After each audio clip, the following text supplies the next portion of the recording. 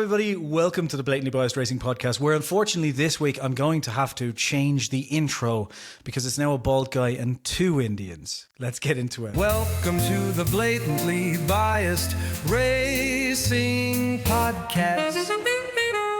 Now here's a bald guy and some Indian. How are you guys? Well, how are you feeling about the Indian invasion of the entire podcast now? It's fine. It's not the first time I've been colonized, so, it won't be the last. Yeah, everywhere, aren't we? Yeah. So welcome. No. In every This nook is and us corner of the banned for world, it's racism easy. within 3 minutes of the podcast. Yeah. I blame you for this, Casual. I mean, I've always told you, right? What's the sweet spot? Half of the fan base calls you racist and half of them sends racist threats. That's the sweet spot which you have to work. You know you're doing a good job then, yeah. Okay, so first of all, Sundram, welcome. F1 Stats Guru, by the way. You want to go ahead and introduce yourself? Firstly, thank you for getting me on the podcast. I know we've spoken for quite some time to try and make something work out. Very happy to be here and speak with you guys and your audience. I am Sundaram. I'm a motorsport statistician and a content creator, and I've been doing this for quite some time. And I at times post some controversial opinions on Twitter, but otherwise my role is largely to look into numbers, try and see what I can find from that, and talk about Formula One. So let's do that. Awesome. Never know. Awesome. Sometimes just posting numbers can cause a lot of Yes. blowback. I Facts love can doing be that. very offensive. I mean, by the way, this is something that I actually tend to look at your profile and the kind of comments you get from just by after posting basic stats to actually, Yep. understand that, okay, it's not only me. It's not only me who gets Yeah. the blowback. It's everyone. So that makes me feel better, to be honest. Apparently, I remember back in the day, there was this post about something Max Verstappen winning some certain number of races, or I don't remember. I think it was last year or something. And there was an entire thread of fans just bashing you for some reason. And I just looked at it and I was like, okay, fine. So it happens with everyone. And if it's happening for just posting stats, I'm fine. In that case, I'm fine. If you can just get so much hate and attack now for literally just saying, by the way, this happened.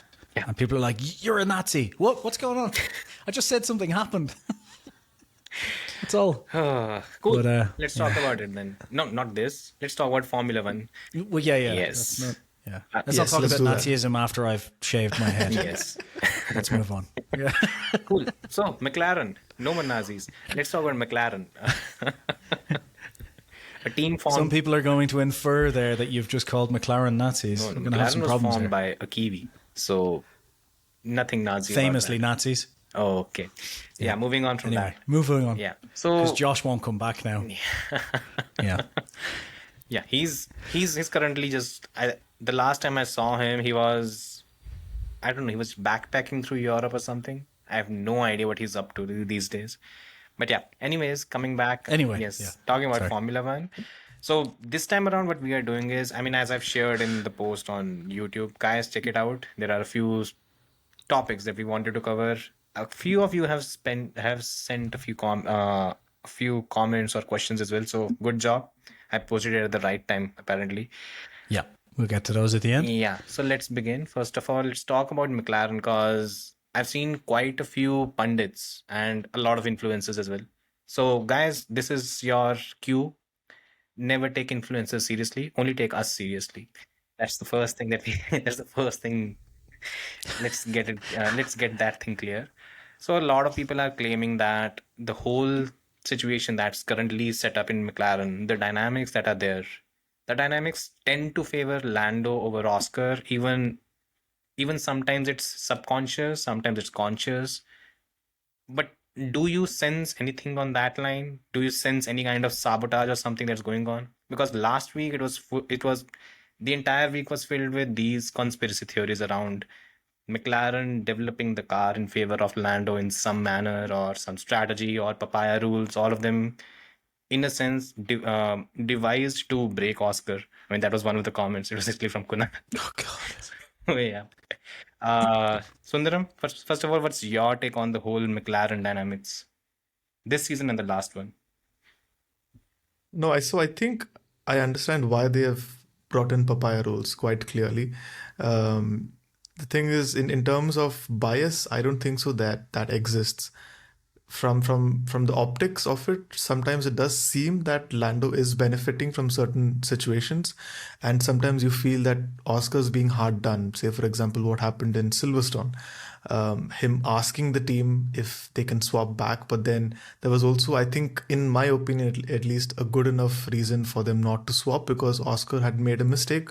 He was rightfully penalized.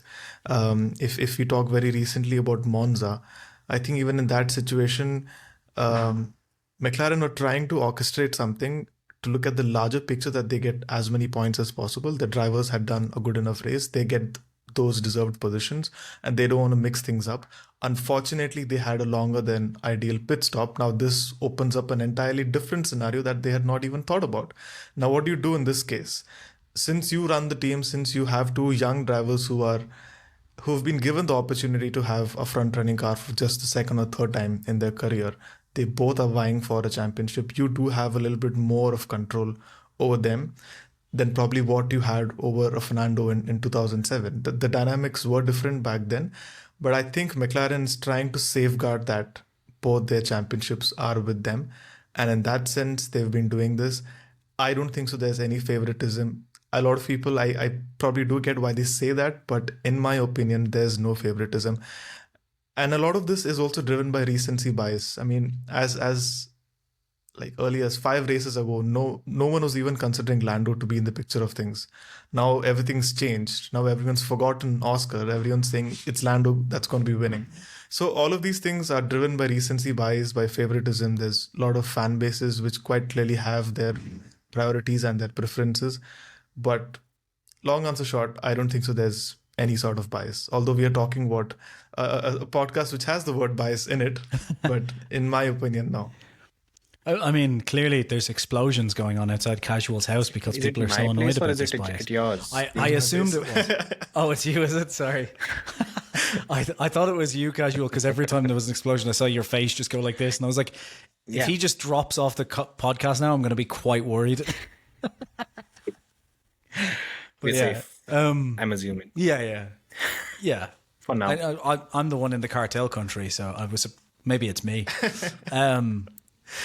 Yeah, I tend to agree. I don't think there is any inherent bias at all. Like, I think McLaren have been trying to do the whole, like, let's keep this as fair as possible game for the entire season. And they even tried to do it like last season. And if you really wanted to say like that McLaren favoured Lando, last season would have been the season where they could have easily made that apparent, and it wouldn't have been a big deal because Lando was by far and away the better driver last year. He was the only one who could actually be in a title fight. They could have favoured him properly at so many points and they didn't. So I don't know why they would just like go back on that this season when there's actually a title at hand. I just don't see the reason for that. So it doesn't make sense from a logical point of view. And I think like at the moment it is kind of may the best man win. And in reality too, up until the last few races, there was no reason to favour one over the other because one of the McLaren drivers would have won. So they would have been fine. Only when kind of Max got in was I thinking this will be the point where they may favour one or the other because they're not going to want to lose a title, for the second year that they could have technically gotten a title. I think last year was probably a bridge too far, but, it was possible.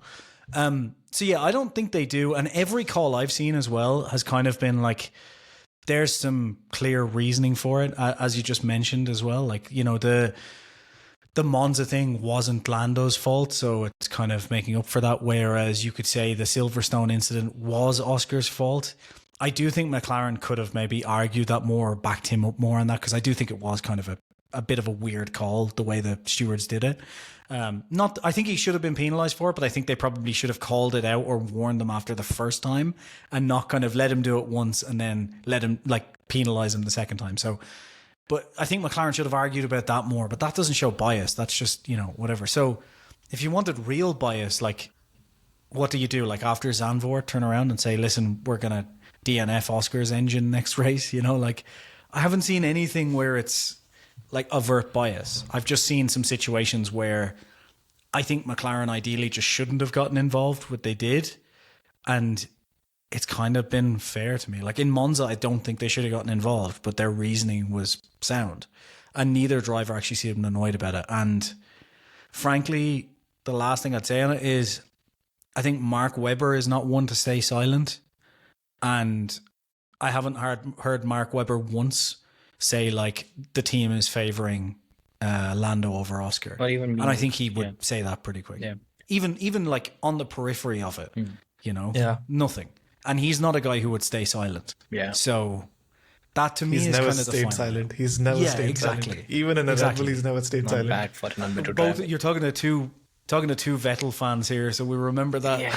By the way, Sundaram, Alonso fan. Die-hard Alonso fan. I'm an Alonso fan. Amazing. Yeah.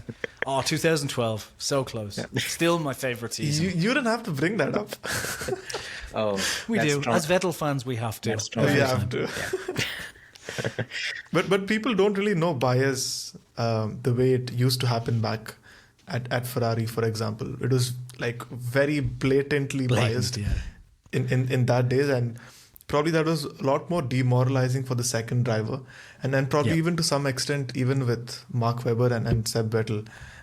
To imagine Seb doing that in Malaysia 2013 and then going scot-free goes to show that there was some level of bias, and he probably earned that by then. He had already won 3 titles, and the dynamics of that are different.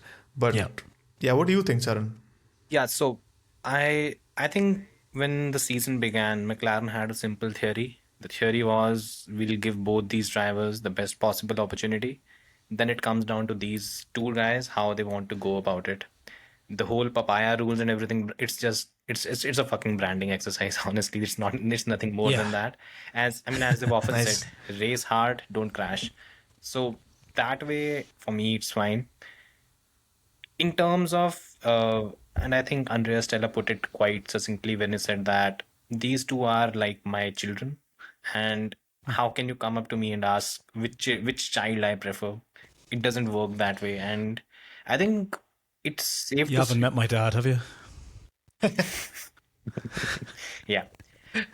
So in that, oh god, completely derailed my mind. Sorry. I started thinking about my dad. And you're like, am I the favourite? Yeah. Coming back to the point. So throughout the entire season, one thing that has been quite clear is McLaren has, of course, there's been this entire debate about fairness and stuff, and I think there have been points where they've overstepped. And Singapore for me was a point where they overstepped because that was a racing incident in my view. Just a touch. Absolutely. Yeah. And coming back and saying that there are going to be repercussions, I think that was foolish. I don't think it makes any sense. By the way, that was a particular incident where Lando was being disadvantaged for something he ideally shouldn't have been. So As in how? So Lando had a lunge on Oscar, right, on the at the start of Singapore. So in Austin, Lando came out, and even McLaren and Oscar also said that there are going to be repercussions for Lando for what. Right. Yeah. Sorry. Right? Yeah. But then Oscar ended up he crashed into Lando or something in the Austin sprint, and just everything was nullified. Yeah.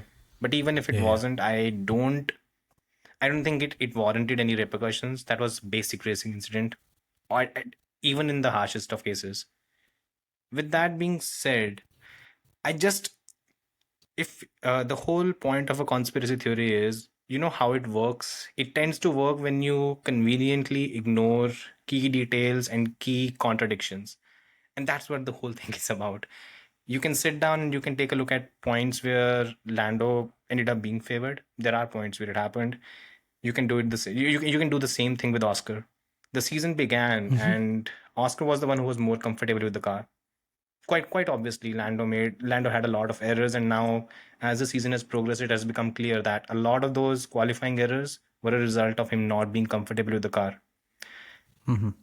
Should Lando have been the one who should have been disadvantaged by the particular car philosophy that they followed?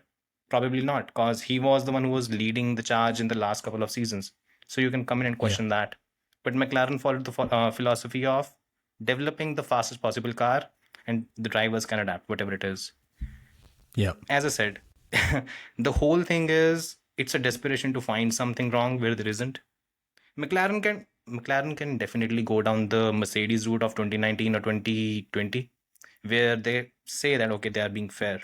But everyone knows that when it comes to it, you had 2019 Singapore Grand Prix where Bottas was in direct title battle with Lewis, and he was told to manage his speed so that Lewis can leapfrog other drivers.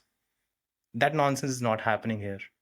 Yeah. So, I Yeah, mean, just to sum it all up, I think it's a point where we have to credit McLaren for the way they've gone about it. Because the entire thing could have been very different.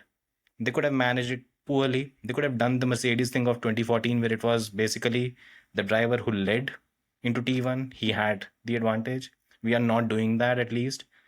They have the freedom of using different strategies as well. I think in Belgium and Hungary, we saw that. So just Yeah. at some point, you have to understand, right, that these, first of all, something that I think a lot of people forget, neither of the drivers have leverage over the team. So McLaren can literally Yeah. call the shots, whichever way they want. Yeah. Exactly. That's what's going to be interesting next year, Yeah. right? Because one of these, at the moment, at the very least, it looks like one of these two is going to be champion. And as soon as you're champion, you can start playing a different game. You Exactly. know? That And That changes things. that's where it's going to be interesting. And I do think one point on this as well, Yeah, one go of the for it. funniest parts for me is the people who have been shouting about bias at the team and them favouring a driver. A lot of them have been Verstappen fans. And I'm like, I wouldn't be throwing stones Yeah, in why are glass they doing houses that? there. Yeah, I don't really understand why are Verstappen fans talking about bias and everything between. It's ridiculous. You can't be biased towards one driver. And I'm like, have you met your team? It's kind of what they've done for the past since they actually became a team. So- Yeah. Yeah. And it's interesting because for several years right now, after Nico and Hamilton, after that era ended in 2016, we've never really seen two drivers within the same team have a go at each other. Yep. And everyone's always said, and this whole narrative comes of Alonso not having good enough teammates or other drivers not having good enough teammates. So we should have two equal drivers and see how that goes. And then credit has to be given to McLaren for taking up that risk with Senna and Prost, with Fernando and Lewis, and then once again giving it with two able drivers who are able to put the car at the very front. There's barely anything between them. And still having to face that dynamic once again, knowing that you have two A drivers in it. It's not easy. So beyond a point, you think that it's perhaps better to have one good driver and one slightly less good of a driver so that it's easier to manage the whole team dynamic. I do Yeah. think that's I also just, think as well- yeah, go for it. Oh, Just sorry. I was just really quickly was just going to say that I also think as well this is just down to a lot of people don't want to admit that Norris is actually a good driver. So it has to be a problem. It has to be the team.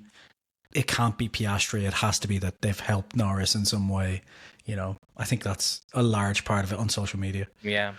I also think that McLaren is going through the same chronology that a lot of teams do when they are struggling. So what happens is a team that is right at the back of the grid, the philosophy of selecting the driver lineup is different to when they are at the front.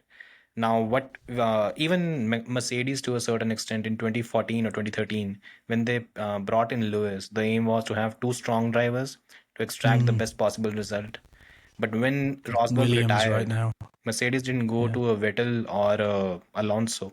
They went to a Bottas because they wanted a lineup which was one lead driver and the other driver being the wingman, as Toto said. That's a good point. And I think McLaren is also in Red Bull as well, by the way. Now, 2010 to 2013, Vettel stretched the lead on Weber, but in 2010, Weber went into the championship finale as the lead Red Bull driver, right? McLaren is also going to go through the same thing, as far as I think for now. One of these two drivers is going to win. Whatever happens next season, I think McLaren also has kind of realized that, again, this might be a bit harsh, that these two drivers are maybe not your top driver on the grid, and you need a better talent, maybe a Russell or a Leclerc in that car to get better results, because they've made it hard for themselves. I mean, yeah, and that is probably going to be the next thing. Either next season, one of Lando or Oscar, whoever wins, maybe they take a step up like Vettel did in 2011. If they don't, if the whole dynamics continue to be the same, maybe McLaren might start shopping around. That's just what it seems. Yeah. Which driver do you think will leave this team first between Oscar and Lando? The one who loses. Whenever it happens. The one who loses. The one that loses the title. I was going to say the same thing. Yeah. Yeah. Yeah.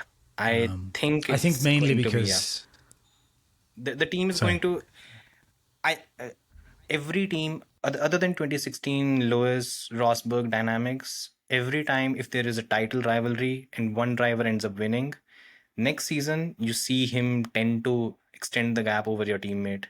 I mean, Vettel did it with Weber to a certain extent. I think it was the same case with Ricardo Petresi and Nigel Mansell.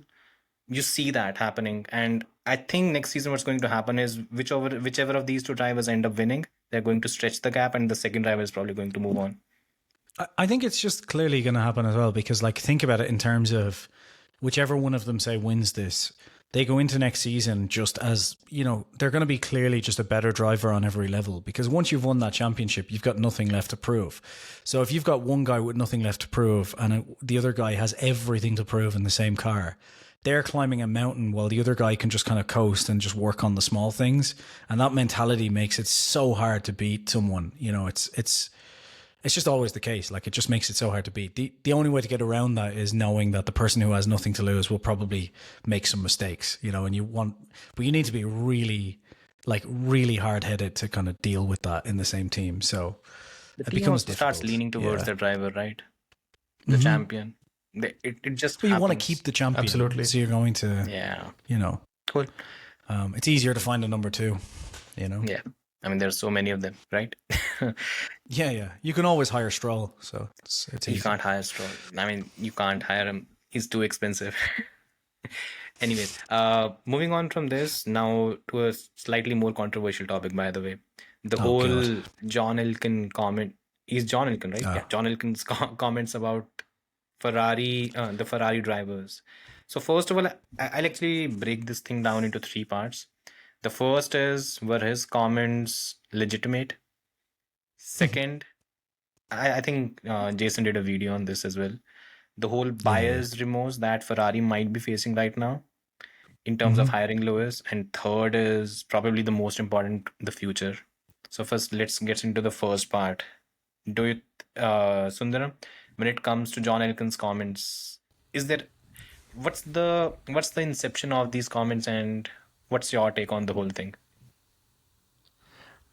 I think it's a classic case of denial more than anything else.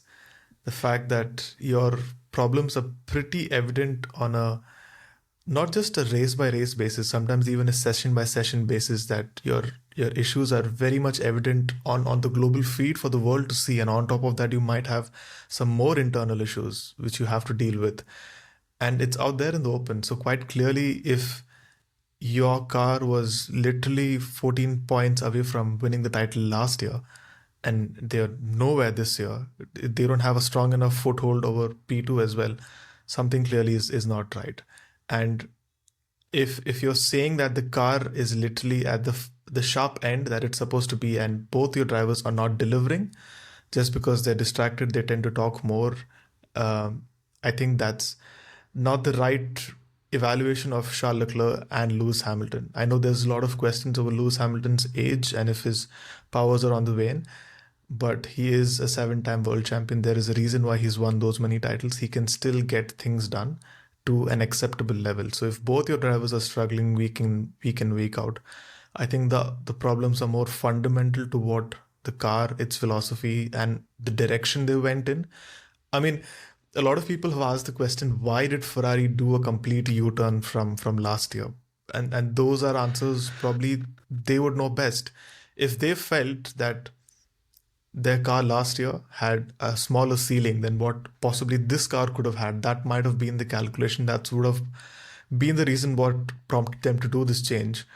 But it's not gone in the right direction. The car is probably at an even smaller operating window than it was last year.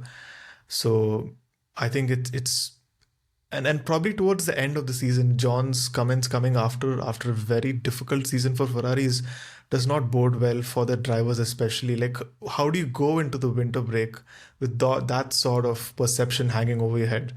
it doesn't give you any sort of confidence that you can turn it around, especially when there's a crucial year coming up. New engine regulations, new aero regulations, and sustainable fuels. How does that put you in the right mind space to come back motivated and say, you know what, next year we're going to be there? So it's very baffling that those comments have come out, actually. Yes. So when it comes to Elkann's comments, like the annoying thing is that he said them. Can we leave it there? No, like I just the problem is that like when it comes to Elkann's comments, as I said in my video the other day, it's really frustrating because it's a guy who's basically saying that there's an issue and that one of the drivers, if not both of the drivers, according to him, are underperforming, right? Now, one of those drivers is not underperforming, one of them is, but it's like, regardless of all of that, the point is, but you made this decision. Like, that would be like me coming, like I kept saying about Jos Verstappen last year, be like me setting a house on fire and then walking outside and going, guys, we really need to stop setting houses on fire. Like, stop listening to that guy. You know, like, you can't do that. You can't hire Hamilton when you've already got two brilliant drivers, right? Based on nothing more than vibes and hoping that it'll do something for the team in terms of marketing or, you know, morale. And then when it doesn't work out, because all of us knew it wasn't going to work out, turn around and say, well, he should shut up and stop talking about the fact that it isn't working out. It's like, no, this is all your fault. And in fact, I ranted about this last time because, like, John Elkann is the worst person to say this, because not only did he hire Hamilton without really conferring with Fred, from what I understand, right? Or basically coming to Fred and going, I'm doing this, not really a decision between the two. He then, instead of helping to build the team up when they were working towards what was very close to a constructor's title last year, instead of like building the team up and going, look guys, look how close we are, Hamilton's coming in next year, we've got changes for 2026, and hyping things up. All of the end of last year, he was also going, I think we should remove Fred. You know, I don't think he's doing a good job. So like, of all, the problem is that there's a basis in truth here of, yes, Hamilton is underperforming. Probably wasn't a great decision. There's some big issues coming for next year. There's some basis in truth there. But essentially, it's the wrong person talking about these things, because the person who's talking about it is the person who's caused all of the issues. Like, the reason I brought up Jos, by the way, was just last year I was saying Jos Verstappen. Yeah. My point was, last year, like, the amount of people I had comment to me was like, well, Jos Verstappen was right. You know, this did happen. Like, he did say there would be chaos if this continued, and there is chaos. And I was like, it's easy to tell people the house is going to burn down if you're the one fucking putting fuel on it. Like, you know, that's like, it's just, yeah. So when it comes to the actual performance, he is correct. Like, Hamilton has wildly underdelivered. And then Hamilton has done the one thing that you don't do as a Ferrari driver, which is start blaming the team and saying that the team is doing things wrong. Like that, you just do not do that as a Ferrari driver. Talk to Sebastian Vettel, he'll tell you. Like, that's just, you just don't do that. And they're paying him $100 million. And sure, Ferrari doesn't really care about money, but this is time and energy that if they had kept Sainz, they could have been putting into developing the car instead of trying to make Hamilton comfortable. Like, those same engineers could have been taking feedback from a guy who had driven at the team for 4 years. So swapping your driver before going into a new regulation set, when your drivers are actually pretty good and working well with each other to an extent. Obviously, there was some flare-ups in 24, but I don't think those flare-ups would have happened if Sainz was staying with the team, to be perfectly honest. So who knows? But yeah, basically Ferrari did what they've done for the past 18 season. They've made a bad decision. And then Ferrari have once again, or John Elkann has once again just done what Ferrari has done for the past 18 seasons. Blame anyone else but themselves. So I don't know where we go from here, because unless they've got a spectacular car for next year, which I seriously doubt, like, they're just going to, what are they going to do? Like, they're going to get into next year and then fire Hamilton, which, like, the drivers are not the problem at Ferrari, but I also think, like, Hamilton hasn't been that bad this season. Like, he has been bad. He hasn't been, as you would expect, a 7-time world champion. But if we actually look at, like, not just head-to-heads and look at the actual, like, you know, difference in qualifying pace and, like, where he is in the races and the kind of season that is in it, he's had some silly mistakes, but he hasn't done that badly. But basically, Ferrari are going to go into next year, and instead of fixing these problems, they're going to probably fire Hamilton, fire Fred, say they need big changes, and then be exactly where they were in end of 2022. You know, firing Mattia and going, we need to rebuild, when in reality, just keep Mattia and keep building. You've done a good job. Like, what are you doing here? And the cycle just continues every time. So Yeah. it's not really that surprising, you know? The thing is, the inception of the whole rant that came from John Elkann, it was precisely because that was the particular weekend where the Ferrari World Endurance Champion, the endurance team, they sealed the championship, and he was basically conducting a press conference of sorts where that was the main topic. And on the same weekend, Ferrari suffered a double DNF. Leclerc, I think Leclerc had the contact with Kimi, Lewis had contact with Colapinto. So that happened. As a result, Ferrari dropped from second to fourth. I think for him, the main source of frustration is he was the one who was responsible for bringing Lewis into the team. That is his call. That's not entirely anyone else's call. And looking at the season, it's quite clear that Lewis, what he was expected to do, he's not doing it. Because let's be honest, Lewis has done well or not. It entirely depends on what your expectation was from Lewis. And if there is a team that is bringing, look, for me, I knew Lewis was going to struggle when it comes to being teamed up against Charles Leclerc, because we all saw how he was faring against George at Mercedes. Now he's in a different environment and pretty much similar competence, or maybe better driver in the other car. Yeah. It was never going to be easy. But that's our expectations. We expected him to struggle. But even I didn't expect him to struggle this much, the way he's gone about it this season. To add to this, the problem is I can expect anything I want. John Elkann, when he brought Lewis Hamilton to the team, he's not brought him to be Charles Leclerc's understudy. He's brought him to be the team leader. And after 21 races, if he goes back and looks at the season, there's probably one race in Silverstone where Lewis was overall the better driver compared to Charles. That's it. That's not what you expect from a 7-time world champion. And again, Lewis will be the first to tell you.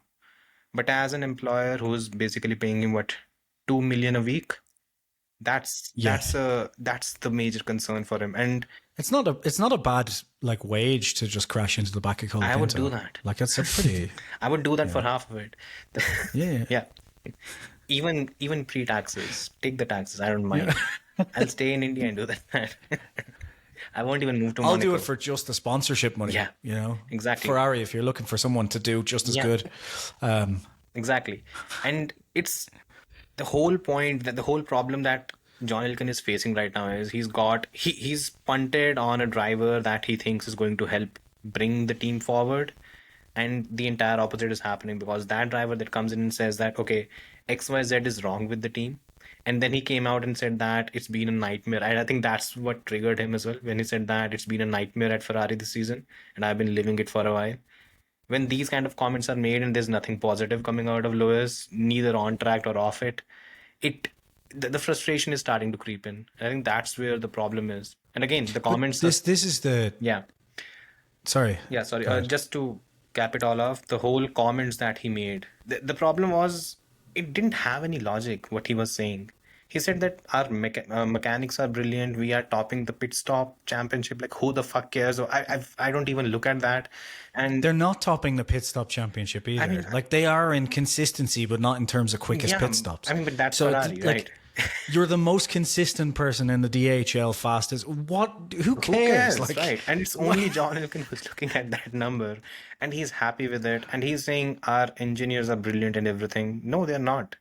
Your car it's a pain in the ass, because it should not be this bad for Ferrari with the kind of resources that you have.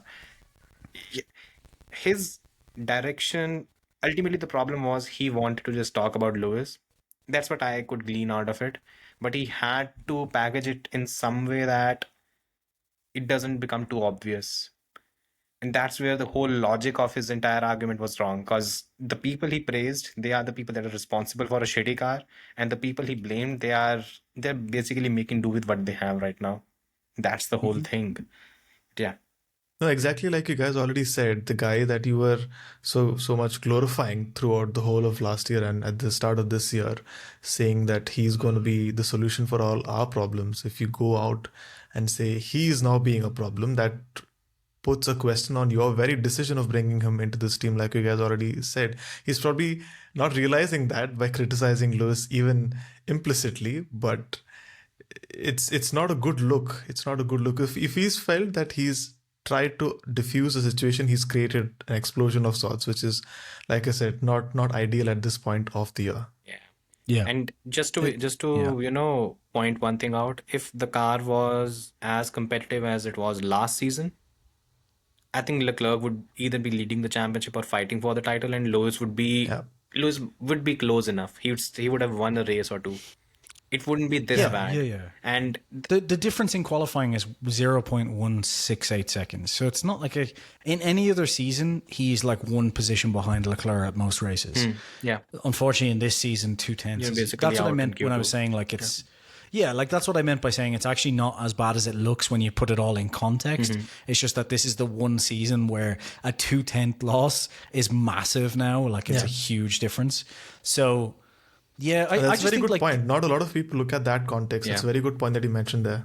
it's it's really important. Like 2 to 3 grid I have to because I'm a Cola Pinto fan, so I need to look at that sort of context. You have to find the silver lining in every shit show. But yeah, like the thing is, all of the things that John Elkann say are kind of like they're almost in some ways valid. But it's just like, these are the kinds of conversations you need to be having in private, not in public. Correct. Because you're the guy that caused this. So maybe come in and go, guys, listen, I may have fucked up here. Can we... He's facing pressure from the board, by the way. It seems. Yeah. That's the whole thing. He's basically facing pushback because he branded the whole thing. Okay, I brought in Lewis Hamilton. Everything is going to be fine now. We're going to win. But the thing is, drivers were never the problem. Drivers have never been the problem for Ferrari. And this is something they don't understand. They keep going for the wrong thing. Like, this is literally, they turned down Adrian Newey for the same money as they hired Lewis Hamilton, by the way. Yeah. Like, it was the same money. Yeah. And the reason was he didn't want to give up control. And you're like, what? Ferrari just makes no sense as a team. Like, it hasn't made any sense since John Todd left, basically. Yeah. Even that was thanks to... That's been a while. Yeah.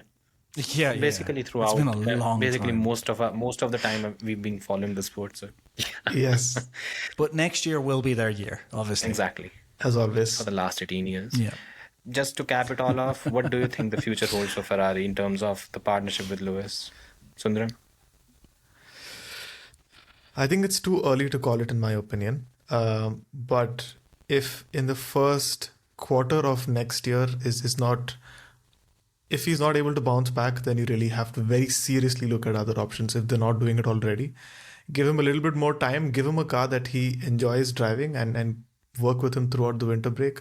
But in before the European season starts, if he's not at one with the car, then you just have to accept that this didn't work. There's no point stretching it beyond what you need to do.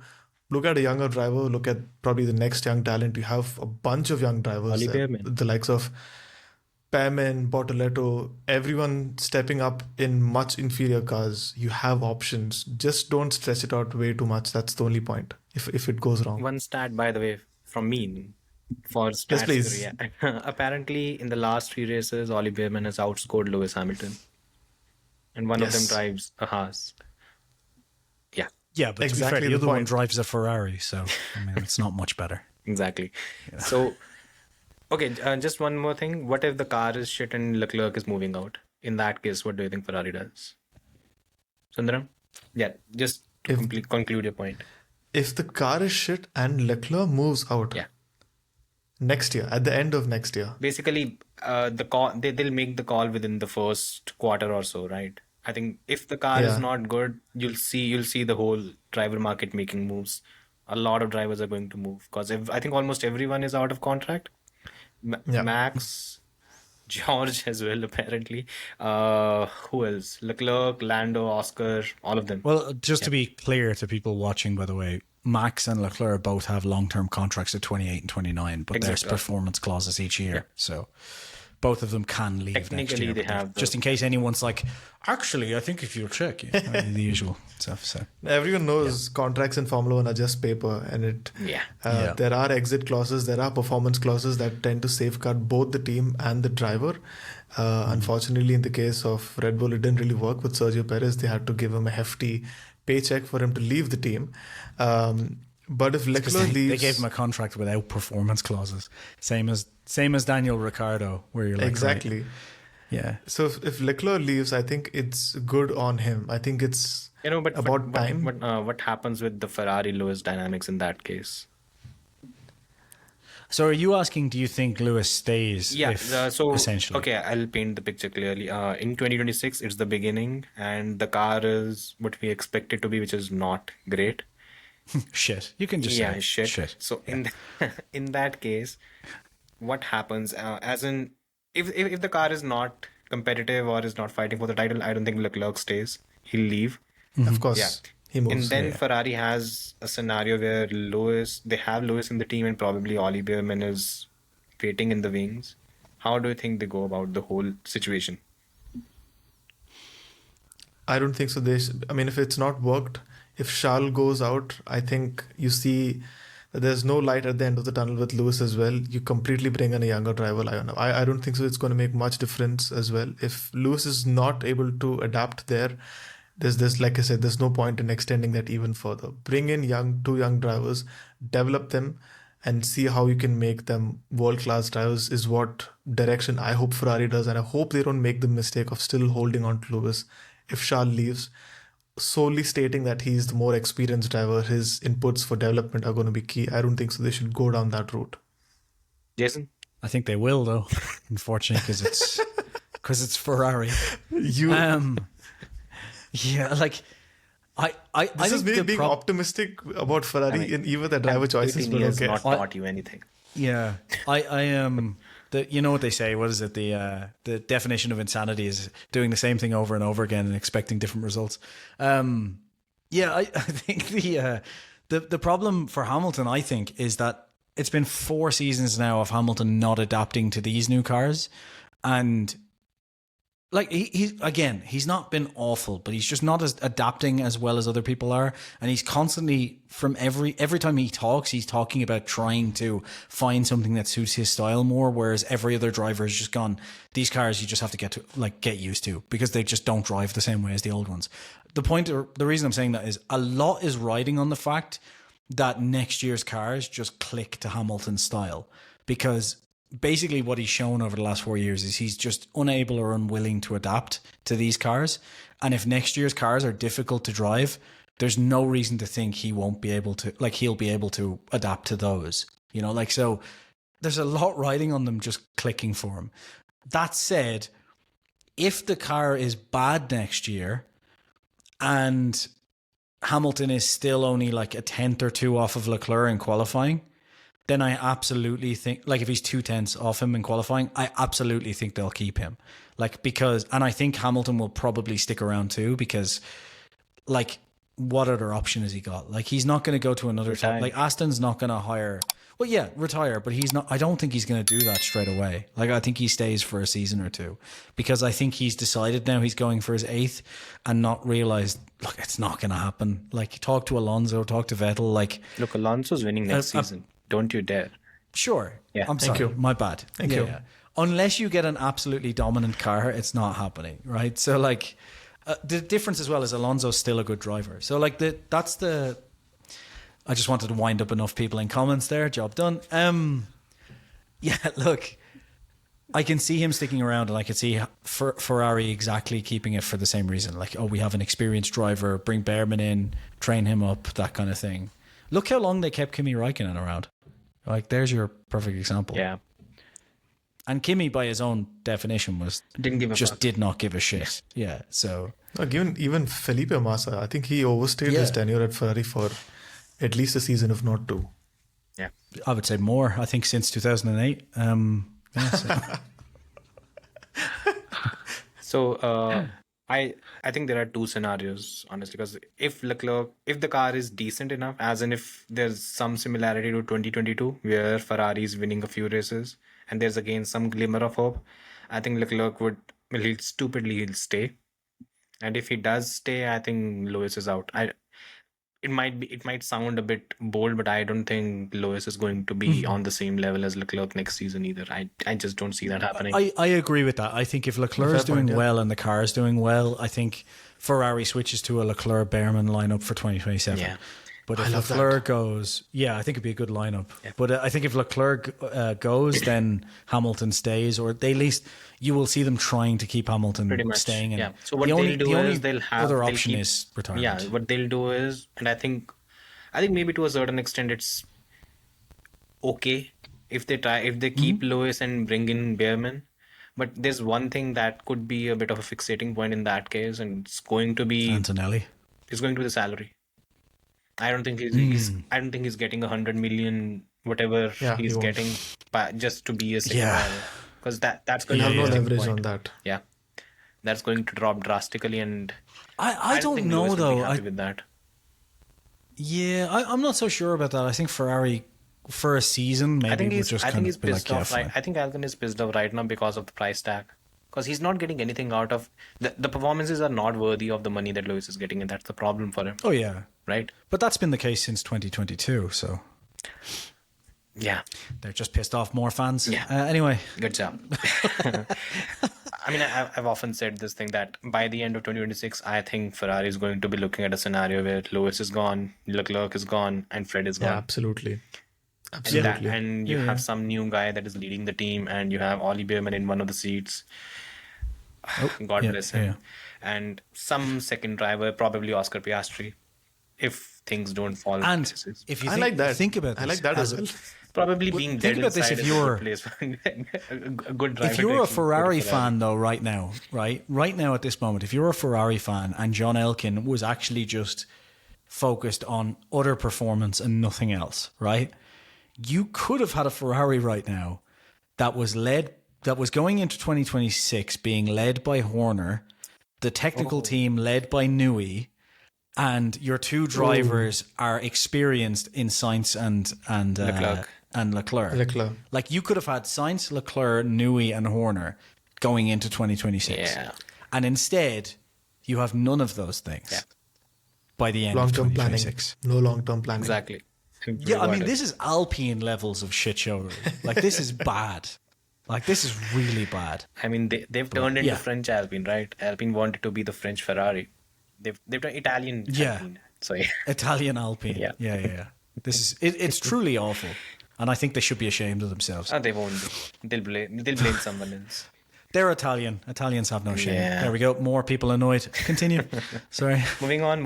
Let's enough talk about Ferrari. Let's talk about the championship battle, because 3 races. How are we 50 minutes in and we haven't talked about the championship yet? I mean, because Lando-Max has sealed the championship, isn't it? After the McLaren sabotage.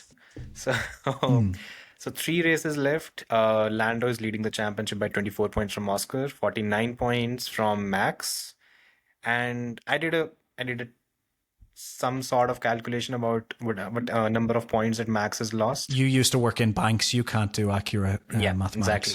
So it's been proven. Yeah. Yeah. So Max has lost around 29 points this season, roughly. Okay. That post went down well with Verstappen fans on X. It's still going. Oh, I did see this post. Yeah. So, of you basically saying where he threw the points very away. basically threw 'Cause the you're points such a away. Verstappen hater. Yeah. So it was basically Barcelona, Jeddah, I think Silverstone, and one more race, Belgium, Spa. So these are the 4 races where he threw away points. I could have added Hungary because he failed to overtake Liam Lawson, but I fuck it, that's fine. Let's keep it to these 4 races. The Racing Bull's faster. We all know this. Of course, It's yeah. forgivable. So 29 points is what he has lost. If those were not, if he had not made those errors, he'd be looking at a 20-point deficit to Lando right now. The championship changes completely. Keeping that aside though, for now we have 3 races, and there is a possible scenario that if Lando outscores Max by 9 points, Max is out of the If he championship. 10 points this weekend, he would have to. He's at outscore. 49, right? So Yeah, so there's 58 58 points. So it would have. There's 58 points after this weekend. So okay. Yeah. it would be 10 points because he'd have to be at least Couple 1 of point wins, ahead. yeah. If it's 9 points, he's going to be even. So technically it could still be on count back or whatever. Yeah. Cool. So that's the scenario right now. So where do you think the whole the momentum when it comes to the whole thing, it's currently with Lando, but could Oscar turn it around? How do you see the last 3 races panning out, Sundaram? It's very difficult because I really expected Oscar to come back and collect a little bit of momentum in Sao Paulo at least, because there was a little bit of a gap in between to probably go back, assess, put your mind in the right space and give it everything in Brazil. And I really expected Oscar to bounce back that weekend, but then it didn't go completely right in terms of execution, making a mistake in the sprint, and then arguably trying for an overtake which wasn't there, and then getting penalized, whatever it is.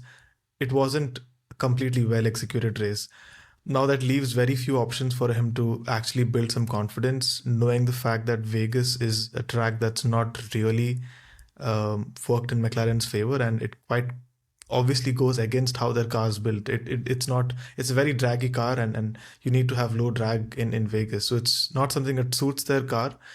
And that's going to be a big question. How much of damage limitation can Lando actually do if they're not quick enough? I know everyone's already looking at a George Russell or possibly even a Ferrari to see if they're quick enough over there. But in my opinion, I think... I love it. Like, if anyone says anything positive about Ferrari, it's like, dear God, what are you doing? No, but I think it's going to be a very tall order for Oscar to bounce back. Looking at the way how Lando's been driving these last 2 weekends, I think he's at the best of how he could have probably driven this whole season. And in that situation, I think it's looking very difficult for Oscar, unless Lando has a very unlikely crash or a DNF, some sort of mechanical issue. I think Lando's taking this pretty easily after the Qatar Grand Prix. I don't think so it's going to Abu Dhabi. Don't say that. Are you going to Abu Dhabi? No, I'm not. Okay. But Lando is essentially a midfield driver, according to everybody on Twitter. How could this happen? Sabotage. So Jason, how do you see the whole thing happening? Yeah, like, I have to agree that I think, like, Lando is the championship favorite now. I kept saying last week, and I kind of still agree with it, that, like, the title for me really hinges on Las Vegas, not only because, obviously someone will be out of contention this weekend if certain things go against them. Max, I'll talk about in a sec, but, like, this is probably the last one where there's going to be a big differential between Red Bull and McLaren. So, the title really hangs on this, because if McLaren have a really bad weekend and Max gains 25 points, it's still an uphill battle for the last 2 races, but he is then back into it where he could win the title. I just don't see that happening though, because he'd have to really gain like 25 points, then 12 points a weekend for the next 2, which is still an uphill battle when the next 2 is like McLaren should be pretty close. So even coming first versus second, or first versus third or fourth, like, is what you need to do. It's still tricky. Yeah. So I think this is Lando's to win now, unless he really shits the bed this weekend. Like, I think he's made it really difficult for Oscar as well, because even Oscar has to gain 8 points a weekend now at least on Lando, and 9 points in one of the weekends, which means that, like, even a 1-2 from Oscar to Lando each weekend isn't good enough. So he needs, like, everyone basically needs Lando to be Lando, according to social media, basically. Lando 1.0. Yeah. So, yeah, I think this is the weekend that's going to tell us the story, because if Lando gains points on Oscar this weekend, then Lando could seal the title in Qatar, basically, and that will be that done. I hope that doesn't happen for the sake of the title. It's always more exciting to go into the last weekend. And as for Max, I think unless a miracle happens for him this weekend, I think he's out, because at the moment he needs 15 points a weekend to beat Lando. So this is Lando's to lose. So no, and this is Lando's to lose now. So the real question is, how does Lando lose it? That's the real question, isn't it? Yeah. But yeah, it's going to be tough for either of them now, which is kind of wild given where Oscar was only like 5 races ago. But then I say this now, and it'll be a double DNF for Lando in the next 2 races or something, and we'll be seeing a Max championship somehow. Yeah. That's It's been like this is this, F1. right? It was 36 or 37 points or 34 points, whatever Oscar's lead after Zandvoort, and yeah. since Zandvoort, Oscar has not finished ahead of Lando in even a single race. This is the problem with F1 and recency bias. After Zandvoort, we essentially said, I think that's it for Lando. Yeah. Like, I just don't see him coming back from this.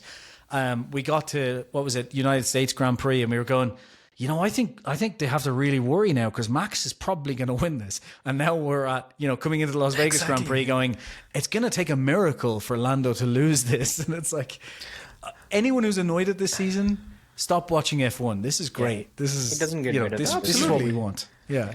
And I think the narrative would have been different if Lando was not strong in Mexico and Brazil to the extent that he actually was, literally leading almost every session in both race weekends. If it was a case of him just about having the same amount of pace as Oscar and getting a chance victory in Mexico or even Brazil, I think we would be having a different conversation. The lead with which Lando was able to, stamp some authority in those 2 weekends is really why we are saying Lando and not Oscar right now. It's no other reason. This is the old Lando as well. This is this is the Lando we expected to see this season. Last season as well. Probably even more so. Yeah. I think this is Lando's pace, but without the mistakes. Yeah. And this is that's worrisome for Piastri because that's hard worrisome driver for to beat, everyone. If this is how he can be, if he can perform this consistently every race, every season, he is winning championships easily, right? I think Love people it are going that to you be say very that. surprised. Yeah. People are going to be very surprised by how good Lando is next year if he wins this title, because I think that'll get rid of any kind of mentality issues for Lando, because it'll be like, oh, I'm a champion now. Yeah. And it'll relieve that pressure. And Lando at his best is up there with the likes of Russell and Leclerc and Max. It's just his mentality gets in the way. And I think people are going to be surprised just how good he is next year if he wins this title. I think unfortunately Lando's going to be one of those, assuming he wins the championship, I think he's going to be one of those disliked championships of the modern era, which is not good for someone who's actually, in my opinion, done a very good job whenever he's managed to do so. And he's been on the podium 17 times this season, and that just goes to show, although a lot of his problems have come from qualifying, of making mistakes and not putting the car probably on the front row or on pole position, he's managed to reduce or limit the damage on race day.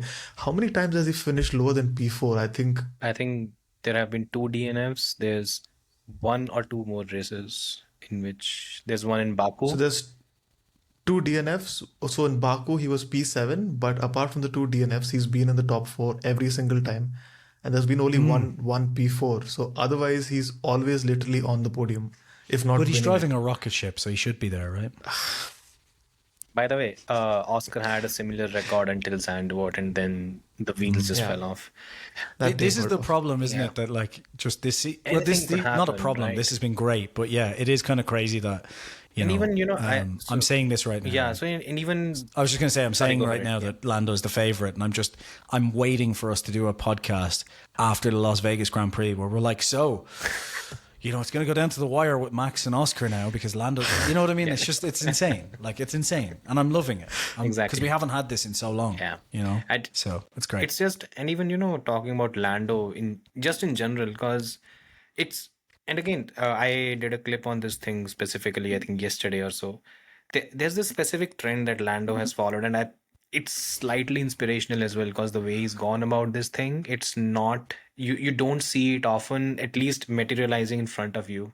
This was a driver last season who suddenly he didn't expect to be a championship contender. He became one. And then there were some glaring holes that kind of got exposed. He was called a bottler, essentially, right? Why? Because out of 7 pole positions, only twice he was able to hold on to the lead into T1, or at the end of the first lap, just twice. And again, a lot of people said he doesn't know how to, he bottles basically. This season, I think he's had 6 pole positions, and he's held on to the lead 5 times. That's remarkable. That's complete. That's night And and race day. starts like Singapore as well, where he's managed to gain positions. Exactly. And You know, it's the thing is though, this is the old Norris, right? This is the Norris that we saw in like 21, 22, 23, like when there was nothing on the line. This was the Norris that would get on the podium in situations where he didn't deserve to be there. and it's This not is the Norris and we it's kind of not only just expected, that. It's you know? the fact that he found out the weaknesses that were there and he worked on it. And the thing is, these minute details, they tend to get missed in the bigger picture. We tend to just look at who won the race and what happened, and that's how we tend to go about things. But there are these minute details which, again, a lot of people miss. Canada, everyone remembers he crashed into Oscar, but soon after Canada was the race in Austria, where he basically fended off Oscar, what I think 20-25 laps consecutively, and they were just head to tail throughout. There were, I think, couple of times it exchanged leads, and at no point Lando put a foot wrong and looked out of place. Then he had the race in Hungary, he did that again, and even just recently in Brazil, he was fending off Kimi Antonelli in the sprint where Kimi had, I think he had better tires, I guess. And he's doing these things after looking fidgety behind the wheel at the start of the season or even last season to a certain extent. That's progress. Yeah, a lot of questions over his racecraft. Yeah. Exactly. Yeah. That's progress that you see from, again, is he the best driver in Formula One right now? No, he's not.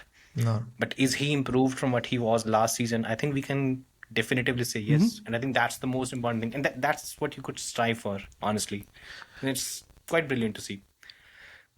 And then that's what you would like to see, even in a driver who's winning his first championship or even his third or fourth championship. If there's an area where they're lacking, if they're able to bounce back, if they're able to close those gaps, and then they're able to put a couple of good drives, that's nice to see as viewers as well.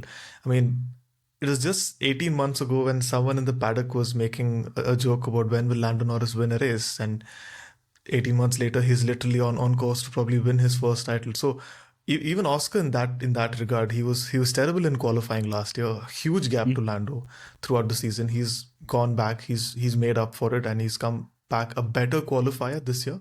But then surely there's other things that he needs to work on. But that's wonderful to see, actually. Yeah. Yeah. Now coming to Max, by the way, because I think Finally. yeah, because I think it's not out of place to claim that Max might be the favorite to win the next 3 races quite easily. Vegas, there are the long straights, low downforce, Red Bull, Monza, biggest example. Low temps, they might play a role and might bring Mercedes into the picture. That's something we need to keep an eye on. Mercedes don't know that though. No one knows Even that. they don't know that, actually. Yeah, No one yeah, knows that. Yeah. Yeah, Mercedes have no idea. They just show up and go, "Oh, we won." Yeah. That's Singapore, crazy. The best possible example. Singapore too hot, not going to work for Mercedes. Yeah, Win the race. they won. Yeah, Mercedes have no idea. Yeah, No one knows. And by the way, this team is going to win next season apparently. So that's I'm skeptical. Yeah. And again, even We'll see. Qatar, Max won their last season and the car has improved. And apparently the car has no weaknesses anymore. The only weakness is Red Bull's ability to find the correct setup. Because, and a lot of people are not talking about this, and I think this needs to be stressed on. Red Bull fucked up in Brazil. Max should have won that race. I talked about this in golf. Yeah, because Max, the kind of pace- I've had a really surprising week, by the way, in videos. Why? I've had literally just like hundreds of comments on my videos over the last week, right? That's not the surprising part. Sometimes my videos do well before you chime in. The surprising part is I've had hundreds of comments overwhelmingly saying, I completely agree with you. And I'm like, what has happened to the internet? Yeah. Like, what is Same going people on here? the internet. Yeah. Yes, I know. It's very surprising. Normally, This it's is actually here's you surprising. fat bald bastard. What's going? Clearly, you can't see. Look at those glasses, etc., etc. It's the usual thing. Yeah. But yeah, loads of people. I said this about the Brazil thing, and the amount of people are like, totally agree. Can't believe that Red Bull threw that away. Yeah. And I was expecting people to call me out and actually point out facts, like normal, and say like, well, the tires were going to drop off. It made sense in the data and so on. But no, I think everyone was like, You're talking about the data doesn't strategy, matter, right? When they pitted. Yeah. So Yeah. so I'm talking about the setup, because even if we leave the strategy bit aside, because that was a pussy move. By the Oh, way, you're talking about the point that we pointed out last week, which was Red Bull did something that they never would have done under Horner, which is listen to the second driver. Yeah.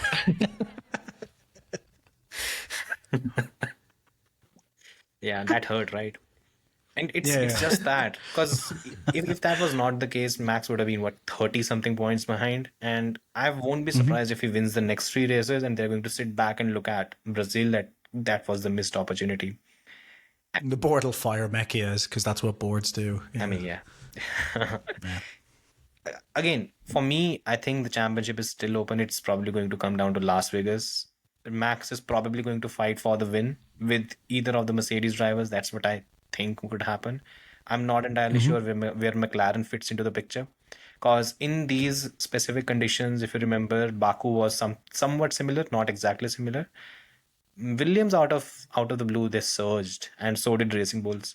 So if somehow all these cars they just bunch up, and it's not easy to overtake in Formula One, and Pirelli brings shitty tires, we might have a race where the McLarens are just stuck in P8, P9 or something, and you have Max eating a 20-point deficit or something, and then you move into the last 2 races with 28, 29-point lead. Could happen. Most probably won't, Still because too far. yeah, this is probably the best it could go. I feel if I have to make a projection, I think we are going to see a more boring next 3 races where slowly Lando is going to seal the championship Yeah, and a yeah. lot of people are going to cry. So yeah, some with happiness, I mean, some I- with frustration and I know, sadness. I know. I knew that Brazil was probably going to be the biggest blockbuster that we have from the next set of races, and this might be a little bit more straightforward, also in terms of weather and everything. And then sure, they're all night races, and they have all those issues of warming up your tires and stuff like that. But I think, like you rightly said, it's going to be a tall order for Max. I think that's. And see the fascinating thing that I love about this, and like Jason rightly said, I love the fact that there are so many teams in the mix, and we don't know who's going to be leading where or who's going to be winning this race. Gone are those days where you would often just say Mercedes is going to be winning around the tracks where there's not enough high downforce, and it was always Red Bull around Hungaroring, Singapore, and that. So we've come quite clearly away from that, and we're talking specifically down to temperatures, circuit layouts. One team better here, another team better there, and that's how it is. But I think it's not going to give us enough in that sense, and too much has to happen in Max's favor and against McLaren's favor for those things to turn around. Yeah. Maybe Toto, he might just flick a switch and, just to help out Max, and a couple of McLaren PUs blow up. You never know. Just as an incentive for Max to join Mercedes in 2027. Just another case of professing but again, for that case, Red Bull winning a championship, would Toto even accept something like that? Yeah, now he would, because Horner's not there Oh, yeah. anymore, so it's not a big deal. So I mean, even he will come out and say that removing Horner has actually helped Red Bull. I mean, McLaren might blow up the engines anyway in the pursuit of fairness, because they don't want one of their drivers to win. So, the fairest Jason's outcome. takes, my goodness. The fairest outcome is for Verstappen to win, basically. Yeah. I mean, so- even Zach Brown admits the same thing, right? Anyways, Oh god. yeah. Okay, so one take of mine on Twitter, actually, funnily, I posted it on Saturday or something, and it blew up like anything. Around 200 something comments. A lot of them, Which one is this? yeah, a lot of Is them this- not so good ones. So people are finally listening to you. This is If only they did. this is the end of the world. If I think only in the they Bible did. somewhere They it says read that a if few people listen to words. you, that's it. They read a This few is like words, the four they horsemen coming. misconstrued, and they just went ahead and That's the beauty of the No. internet. That's the beauty of the internet, Yeah. isn't it? yeah. So People on the internet misinterpreting something. Surely not. Can't be true. of course it is. So let's talk about it, because I think it's worth discussing a bit before we move on. Have I seen this? I think you might have. So it had around, I don't know, 200 something. 200K? Yeah, I think that's the one. The Oh, your unpopular take on opinion. Yeah. Lewis. Yeah. Oh Oh my god. goodness, you shouldn't have gone down that route, my friend. Exactly. Typical. You just knew what was happening. always- It was going to happen. Yeah, you need. You asked for it. You should go through the comments on do you the know that- Verstappen mistakes one as well, because they are also funny. Yeah. You Anyways, do know as well that the biggest comment on on you on this podcast basically is that you need to back off on Lewis. That's on you, right? It's like Usually I'm No, the it's one on who's backing you. off on Lewis. no, I think it's on you. Is it? Maybe, I don't know. I don't know. Who knows? There have been far too many comments. Yeah. Either ways.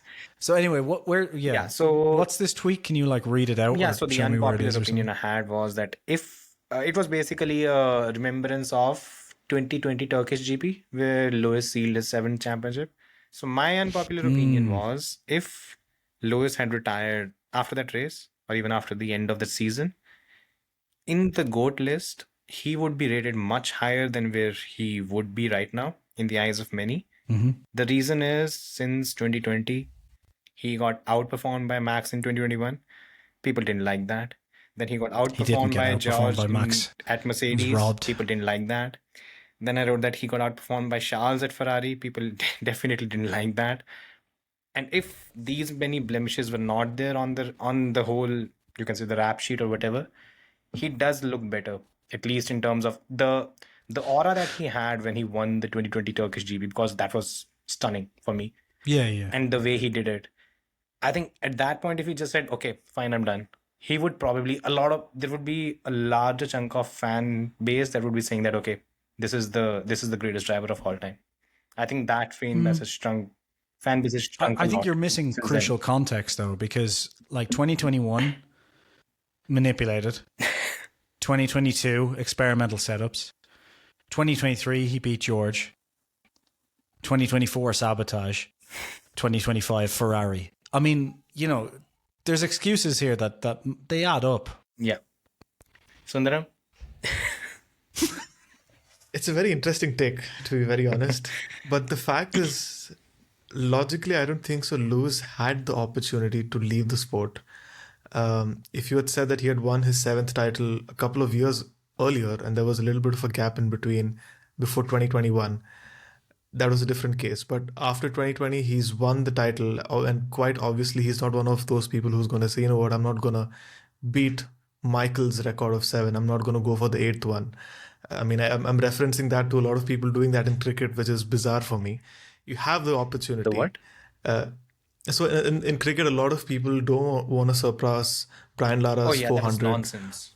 The 400 runs, Yeah, right? and so I think someone came as close as 370 something. Vian Mulder, yeah. The South African Yes.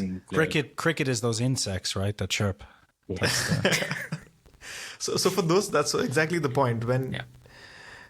there are only 20 drivers on the grid, and it's so difficult for you to get up to that position where you're even in a front-running car and you're in a championship-winning car, you would very obviously go for the 8th. So I think there was no possibility of Lewis retiring. 2021, the way it ended, unfortunately, he would have definitely gone for another title. But if he had won it, I think that would have been the perfect opportunity for him Retire. to walk away. Mm-hmm. I say the same thing about Fernando as well. If Fernando had won a 3rd title, I don't know, with Ferrari or with even McLaren for that matter, I think he would have never come back into the sport, or he would have never extended his career for so long. Yeah. So in that sense, you're actually right. If he had left, his legacy would have been different, and year on year it's kind of diminishing to an extent where it right now is a feeling of sympathy of Lewis. Unfortunately, the way it's kind of come downhill. But I can get why people did not take this in the right sense. By the way, at any point, I'm not saying that Lewis should retire even now. I think make your money. It's your Disclaimer. job. Yeah, it's your job. Make your money, as much money as you want. I mean, if you're being paid 2 million a week to do anything, do it.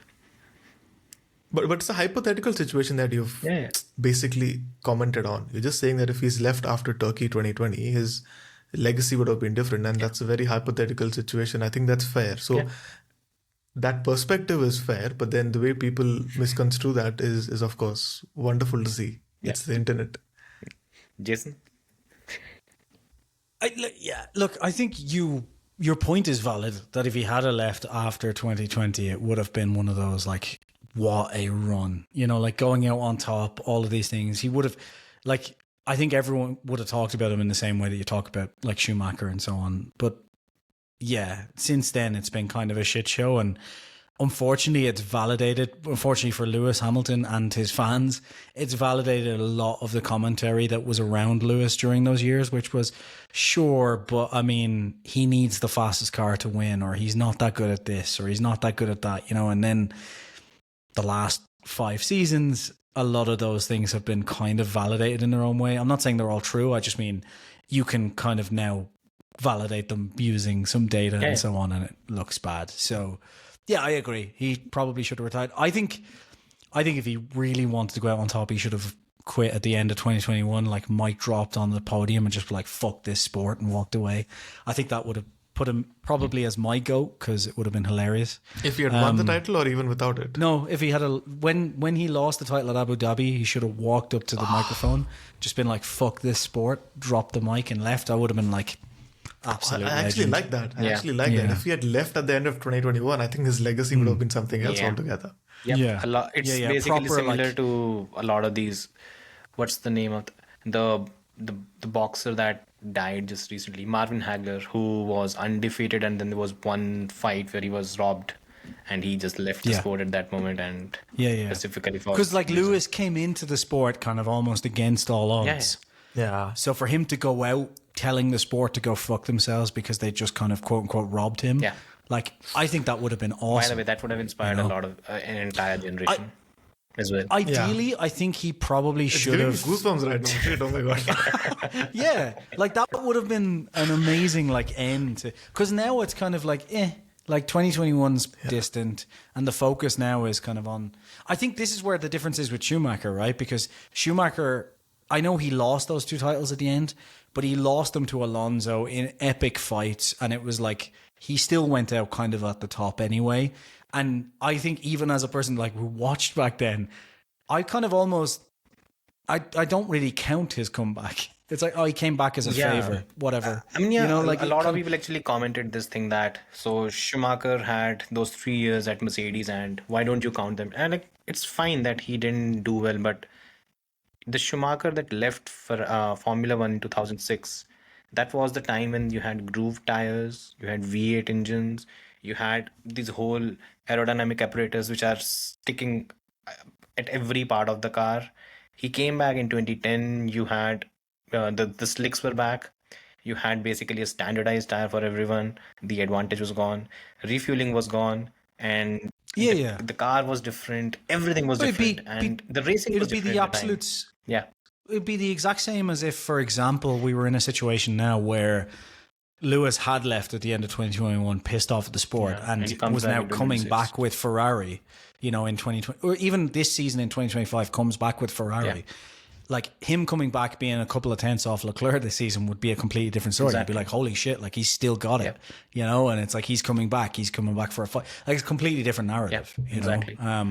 And if he did poorly, you'd be like, oh, okay. He came back in a different generation. The cars didn't stick it, whatever. You'd kind of forget about it. It's a different story. But yeah, I think for me, the biggest problem with Lewis Hamilton's legacy has been the way he's reacted to it, because it's like, if he had just struggled in this generation, that would be one thing, because he hasn't actually done that bad of a job against his teammates. And he's fighting these young drivers in a new generation. It's all kind of forgivable. It's his comments. I know you're laughing because there's one in particular. So Sundaram, just to brief you on this, last season when we started the pod, I was the one who was probably the more critical of Lewis, and Jason was, but he's Lewis and he's probably not, his heart is not in it, stuff like that. He continued with my that. Exact phrasing was, it was constantly like, sure, in qualifying he's not there, but look at the race pace. Like, it's clearly he's not comfortable with this generation, and kind of constantly backing it up. And then came Las Las Vegas Vegas and George won the race, and Lewis's comments were, if I had qualified better, I could have won. And I just went, well, then fucking qualify better, And literally, did he qualify since then, P10 or something? Exactly. Yeah. He funked on the qualifying. And he was like, if I had qualified better, I could have won the race. The whole thing was very snobbish on the podium, and that was the day when Jason became the literally since then I've been like, them off. And fuck I've had this to guy. do the balancing act here because someone. Yeah, that was literally the moment, wasn't it? Yeah, where the I was like, no, I'm done. Completely I'm done swept. now. It's like 3 seasons of excuses, and that's the shit you give. Like, Lewis, no, I'm done. Yeah. That was the moment Yeah. where I mean, it all this changed. is such again, that was entirely an hypothetical. And I had thought something similar about Vettel as well. If he retired in 2013, how would he be viewed? He would be viewed differently than he's viewed right now because the Ferrari years kind of took something out of it. He would have Alonso, been viewed as a 2006, Newey merchant. Alonso beat Michael in 2006, right? And that's basically you taking the baton from the great one. Fuck. Yeah. I really wish that Fernando had retired after Ferrari, because what it gave us after that, 2015 onwards, was even more pain than what Ferrari gave us in those 4-5 years. So, but if Vettel had retired in 2013, I think he would have gone. I think people started loving him more after he moved to Ferrari. Isn't that the case? Yeah, he was People so loved hated him, but in the life Red Bull became a days. struggle. I always say this thing right on the spot that I have a few gray hair on my beard. It's primarily because I supported Vettel during those Ferrari years, so they were painful for me as well. If anyone's wondering why I hate Ferrari so much, it's because I'm a Vettel fan. Yeah. Like that's, you know, you can't support Vettel and not hate Ferrari. I'm sure Leclerc fans are the same right now. Yeah. You know, And Fernando fans. So it's three of us sharing our rank story together. Yeah. Sharing our sorrow. like Kimi Räikkönen fans, you don't hate anyone because you're just like, it's all good. McLaren, Everything's fine. McLaren, Kimi would have won at least a couple 2005. of times. 2003 and 2005, 2005. both of them. He would have won those two I titles. guess, yeah, I guess so. Yeah. 2005 had Kimi written all over it. Oh God, that season. I mean, But you can't beat Flavio. The thing is, when you talk about 2005, I've not seen a car driver combination being this ruthlessly fast.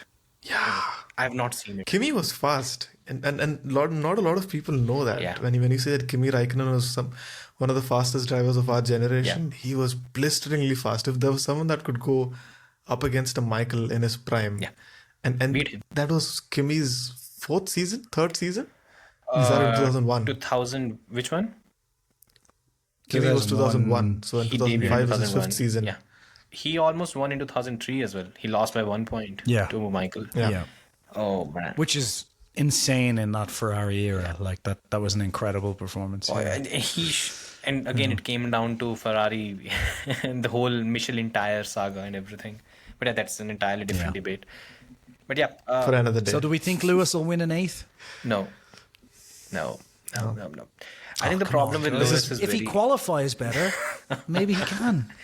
Look, the problem with Lewis is not necessarily that he's, and I've maintained it, he's not washed or he's off what he used. Again, he's not in his prime, he can't be. The thing is, he's been teamed up with George and Leclerc. It's basically just maybe a tenth slower than being teamed up with Max Verstappen, and it's not going to be an easy task for anyone. And a lot of people don't understand this thing. And again, people don't give George enough credit also for the fact. Oh, ridiculous! Even Toto, like it's genuinely it's ridiculous.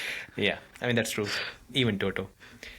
Anyways, Toto doesn't. It's ridiculous. Like I don't. Talking about I don't Toto, by the way. understand it. So let's jump to the next one. Let's rush through it.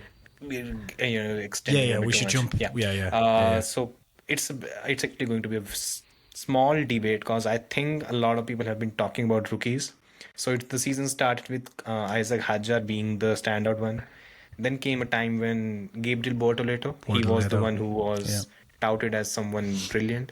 And then currently we've had the surge of Ollie Behrman to a certain extent. Okay, I'll take the lead on this one. And then Antonelli. Yeah, I think, in my view, Kimi Antonelli has been the best rookie this season. But you are an Antonelli fan, so I'm a fan of everyone.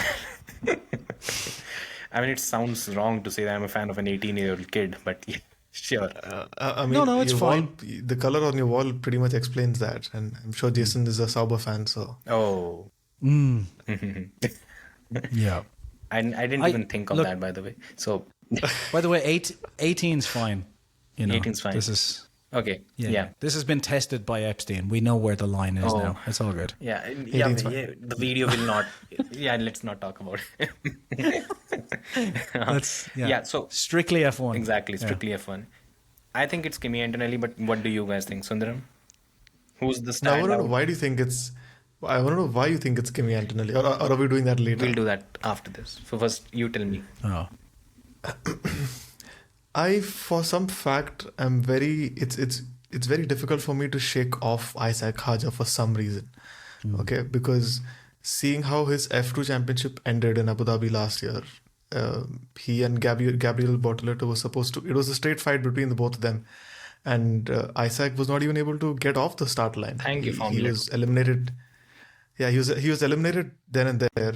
So seeing his F2 campaign end that way, and seeing how his F1 championship started this year with that DNS in Australia, I think he was put at the extremely deep end. And ever since that, I think there are these little bursts of his consistency, his performance, and I like seeing a driver who no one was even looking forward to. Everyone was looking forward to a Kimi or a Gabby. He's the F2 champion. He had won from the back of the grid in Monza, and everyone was talking about every other driver except Isaac Hajar. So for some reason, I feel the way he's done this entire season in terms of consistency, in terms of outshining his teammate, which I think is not a great thing to talk about because eventually it is Liam Lawson. But I think he's done a pretty good job. We've had Behrman and Bortoleto come up as well, but for me, I think it is Hajar as considering the overall season. Jason? Do you want my favorite rookie, or No, who we're I not think is the talking about best? Colapinto. God damn it! You just hate those Argentinian people. I'm so sick of it. I have no... I think it's just you and your Falklands debate. I think it's Bortoleto personally, and I think Isaac Hajar's car in F2 was just doing what all French people do during any sort of near win. He's surrender. Algerian, by the way. So, yeah, is he? Yeah. French Is Algerian. that not part of France? Anyway, so Peter tends to, specify it quite a few times. So, yeah. is he not French? He's from Have Algerian I origin. just- Yeah, you know what it means, right? He races under a French flag, though. I mean, go ahead. Yeah. India and Pakistan are the same country. Anyway, look, I'm just gonna. Yeah, perfect time to do that. I was saving that the entire podcast. I knew it would come up somewhere. Should we have Sai on? No, anyway, sorry, I'm getting way off topic here.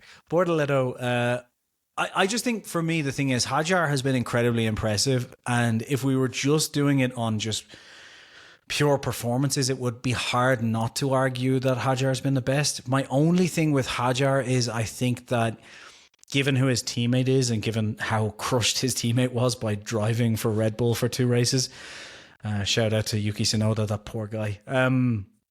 It's hard to not kind of say Bortoleto's been the most impressive, because against his teammate, Bortoleto's probably been the one with the strongest teammate outside of Antonelli, and his performances against Hülkenberg have been incredible. So that for me has been the reason why I think he's the best rookie. Although Especially I will in say, qualifying.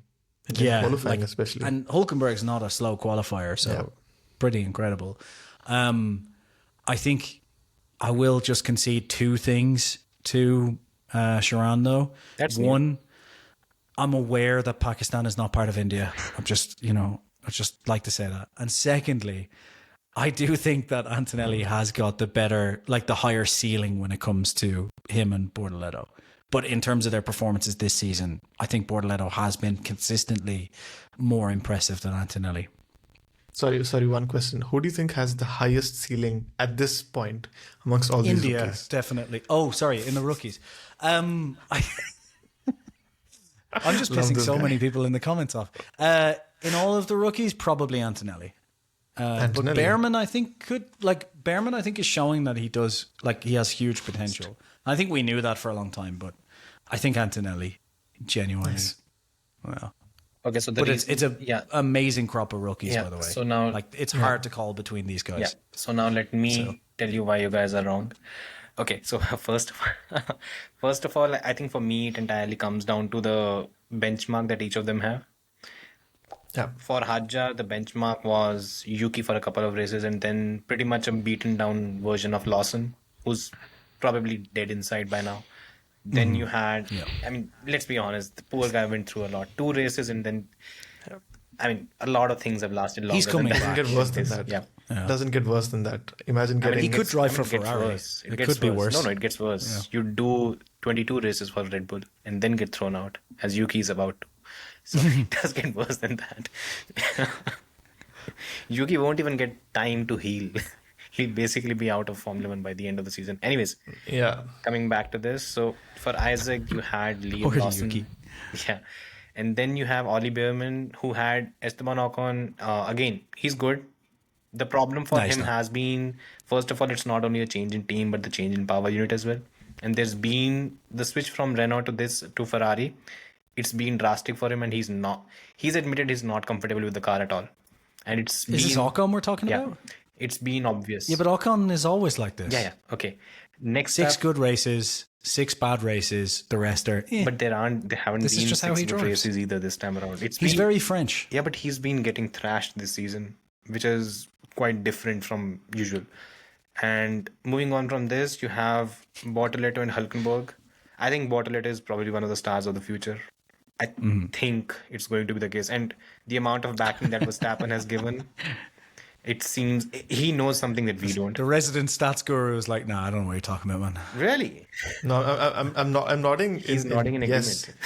Oh, Yeah, an sorry. agreement, yeah. I thought you were shaking your head for a second. I was like, Yeah, Bortoleto sucks. These Brazilians. So, yeah.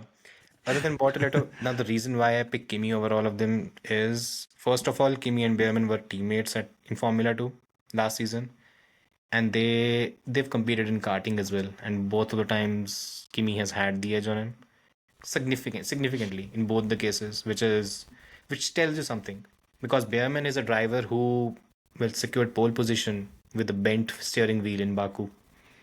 So that's how brilliant he is. And if Kimi can have the edge on someone like that, it shows something.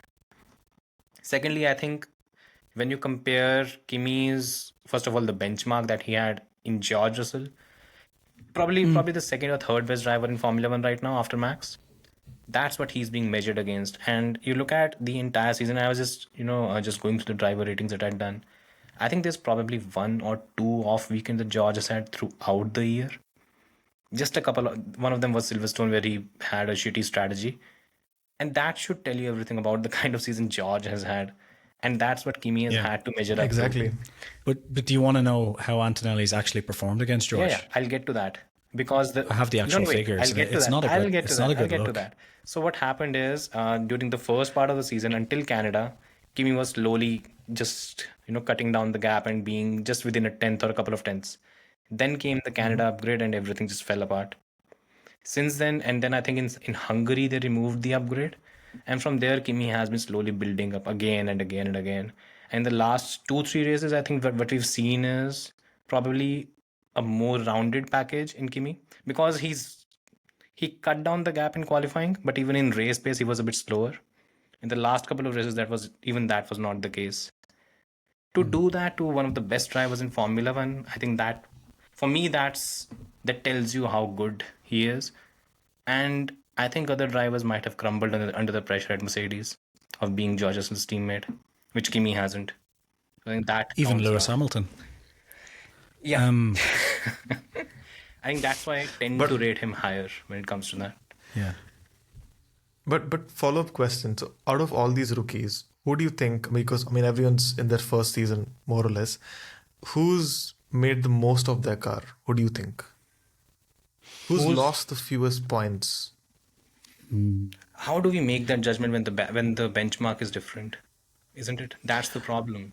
This is why for me I think it's like, if you were just watching it in terms of just like who seems to be doing the best job, I do think Hadjar has stood out there. I do agree with that. But I think this is where the problem comes in to me for Racing Bulls, right? Which is like, I don't know how good that Racing Bulls is, because we only had 2 races with Yuki in it. I think if Yuki was in there all season and Hadjar was performing this well against Yuki, it's like Hadjar is the best rookie, like by far. Right. The problem is the benchmark doesn't let me know. That's where I think Bortoleto shines, because I think that It's been more consistent. But then Hülkenberg did change team as well, so we don't know how. And he's been... Maybe that Sauber's a title-winning car. We don't know. We do know. Yeah. But we would have known by now. It's like, Yeah. Yeah, yeah. It's yeah, I agree with you. I think the problem that comes here is when we look at Racing Bulls, we see Hadjar like he did in Zandvoort. He was I think P4, P5, and we think okay, that's the ceiling of performance of that car. But we don't Yeah. know that yet because we don't know if Liam Lawson in the other car he's extracting as much as possible. When you have George Russell putting a car on pole position or on P5 or P8, P9, whatever, you know that is it. That Yeah, car is that's not the- going to that's- give you anything yeah, more that's than the that. benchmark, yeah. And that's the problem that I think. Plus also, you know, The one this- thing that sorry, go for it. does go for Hadjar, by the way, I was just going to say is that I do think over a certain few races recently, we've seen like Lawson properly be Lawson. And Lawson is a very good racing driver. There's a reason he got a call up to Red Bull. Yeah. Like he's very good. So, and Hadjar hasn't Red Bull like was been out of awful options as against. well, so. Yeah. Well, they weren't. They could have kept Perez, but you know, I was laughing at your point earlier. By the way, we were like, you said the Brazilians. Yeah. It just reminded me of Helmut Marko. Remember, South he was like, American. South Americans are lazy, forgetting two things. One of which Mexico is not in South America, and the second of which is that Senna existed. So, like, what are you talking Fangio, about? by the way. Just he does have the excuse that he only has one eye, so it's fine. But yeah. Anyway, I did have a point here and I've lost it. So moving on, I'll give the floor. Alright. Yeah. Okay, so final point before we just preview Las Vegas Grand Prix and go to questions. Okay, so this is something that actually, first of all, I think we talked about it a bit, but I think it's something that's become a talking point now, and it seems to be Franco the case that Pinto's currently 2026 contract. No. It's just that currently the 4 or 5 drivers, the new crop that has come in, and there are at least 2 to 3 more drivers that are coming next season, I think. Lindblad is coming in, and probably Alex Dunn and Fornaroli, I think they are going to be in Formula One. I think what we're looking at right now is a change of guard in terms of old drivers leaving. But we might be looking at a scenario where slightly younger drivers are also going to not find a place. We on also the grid. forgot to mention that Alonso is a rookie this season, according to the rookies too. Yeah, I mean he's That joke is still running, Yeah. is it? Oh yeah, we totally missed that. he's had a decent year, right? Compared to Lance. Good rookie season. Yeah. See, now that's what happens when you have a strong teammate. You become Lance. You start throwing things around and find yourself in places where you shouldn't be. So, anyways, I have to say, this is a very well produced podcast. I mean, professional job, right? It is my fault that it's gone off track several times. Though. I will admit that. Yeah. But I think the people who listen to this are used to that by now because it happens Every time. every week. Yeah, pretty much. Anyways, coming back to the whole thing, I think what we are going to see is we are going to see Alex Albon, Carlos Sainz, Ocon, Gasly, this entire branch of drivers, and then Bottas and Perez, you can include them as well. I think we're going to see these drivers being replaced by the next generation that's going to step in. I think we are looking at it. Did you say Carlos Sainz as well? This is the tier 1.5 that we tend to have. We have tier 1, which includes Max, Leclerc, George, Leclerc, okay. and others. And then you have the driver that is just below that. But it seems that the entire Piastri, new Norris. generation that Fair has come point, in, yeah. I think we might see all these drivers leaving the grid a bit earlier. You know, usually a driver's career lasts until 34, 35 years of age. But I think out of all these guys, only Carlos is 30, and none of other drivers have even reached 30. Yeah. But the way, But I think Ocon's leaving very soon. the way he's going, it's Yeah. not good. It's not good at all. Yeah. It's been like that since 2017, but sure, we'll move on from there. Yeah. What do you think?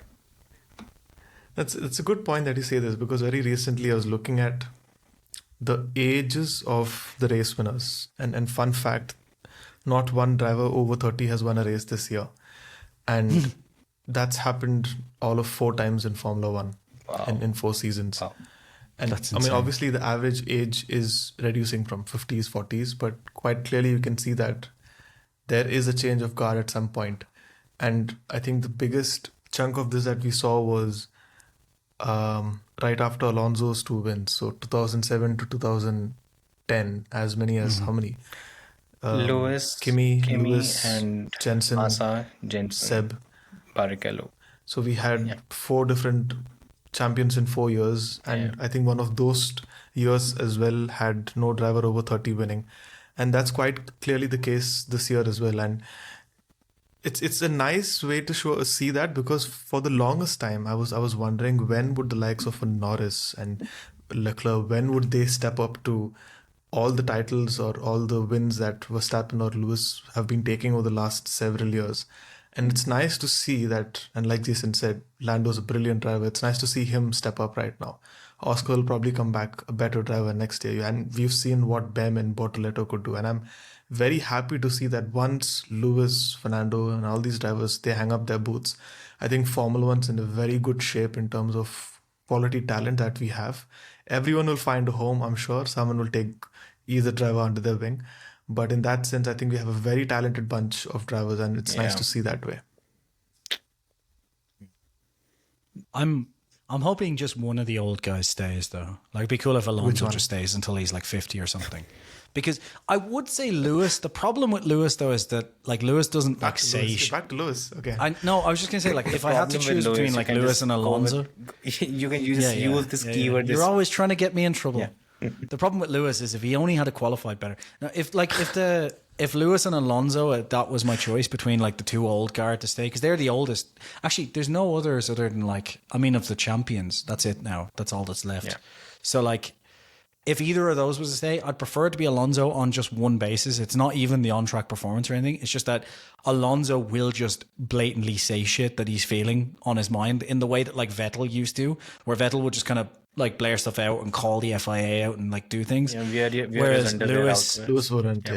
Yeah, whereas Lewis is just like, oh yeah, I'm really grateful and I'm looking forward to the Met Gala, and it's like, oh, just leave me alone. Like I want one old guard guy who can just say whatever he wants whenever he wants and is just into racing in the way that like Vettel and Alonso were. Whereas like, I'm not bashing Lewis. I think F1 needs a good balance. Stuff. Good point. Yeah. I think F1 needs that balance, because a lot of these younger drivers are going to be very reserved. They're going to be very careful with their words. They're going to be very well media trained. And then you do need a Fernando. You're actually right. You need to bring that balance. Because like Lewis, I think when Vettel was around would talk about that stuff. But this Lewis is very much like just focused on his legacy and his career. And he's not really talking about, anything. Whereas Alonso has kind of... I think that's the problem. I guess, yeah. Whereas Alonso just kind of is like, this is all a bonus for me now, so I'll just say whatever the fuck I want, and it's nice to have that guy around, so I hope he stays until he's 60, 65, be great. It's good for us as well, right? Because it's fun. I'm assuming all of us started watching when Alonso was there, right? So probably the last... I started 2004, so just before he won his title, Sundaram, which year did... You're in Alonso... 2003. 2003, right after he won in Hungary. First race win. Lapped Michael in that race, right? Yeah. Anyways, I think so too. I think we are going to see a few more drivers, and once they start coming in, the problem is who is going to leave. I don't know exactly, but we are going to see a lot of turnover. I think Checo is here for a couple of seasons at max. Same for Bottas. Same for probably Hülkenberg. They are all gone. And then you see the churn. I think Carlos stays a bit longer than you think. Yeah. I think he probably. I think he's.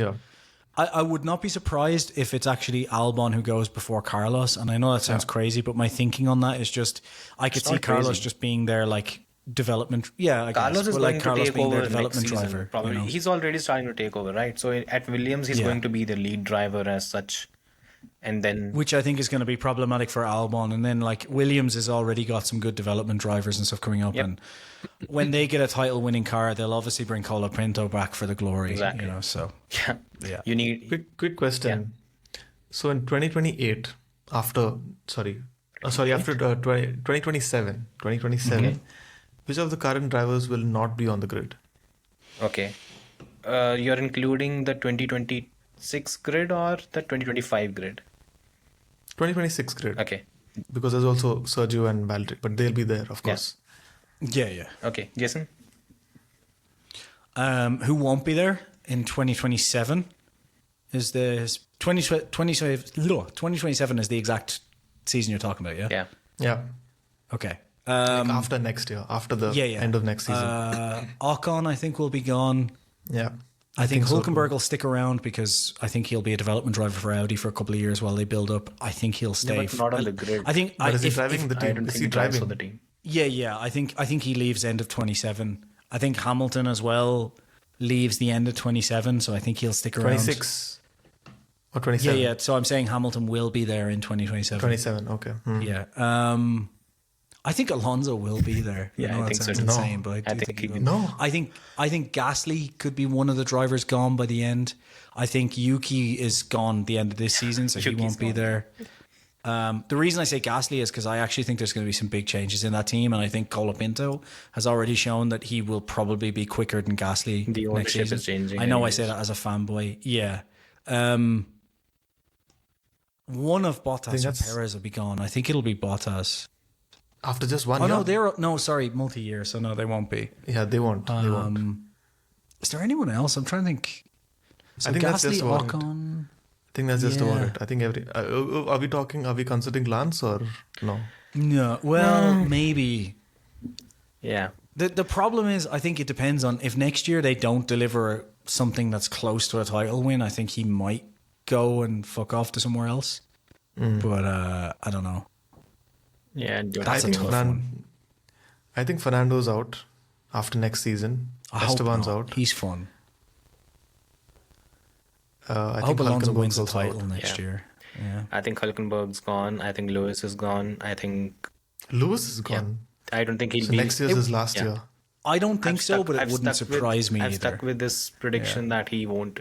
The reason why I think he won't be there in 27 is because I think Fred Racism. Why would Indians be racist to anyone? Come on, I mean, just He's British. You hate the British race.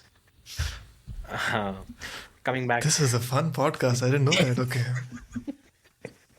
This is the funny thing as well that people asked us. Like I was like, I remember like a couple of people texted me like, "How'd you get Josh Revel to come on the podcast?" And I was like, he came on once, probably out of sympathy, Yeah. and then kept coming back, going, "This is such banter. Like this is just ridiculous. How is this a Love podcast?" this. So I do like that guests constantly come on and go, "I'm enjoying this. This is ridiculous. Do they let you publish this?" For now, yes. Yeah. For now. Yeah. So, what was I even talking about?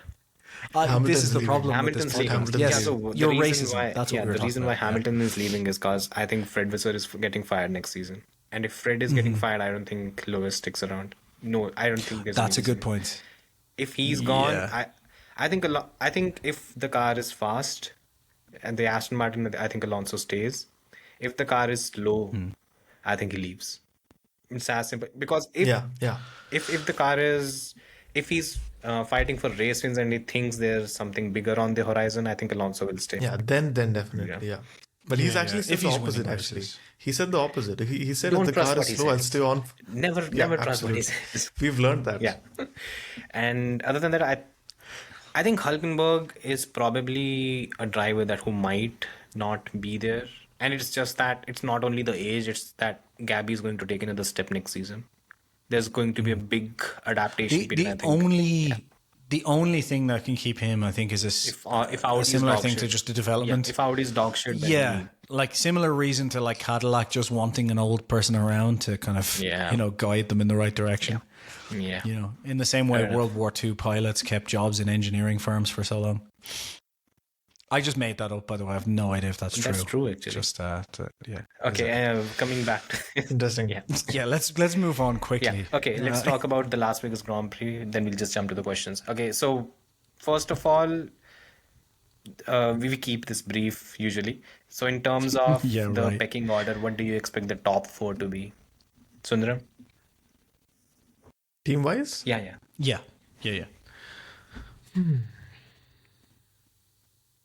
Mercedes, Red Bull,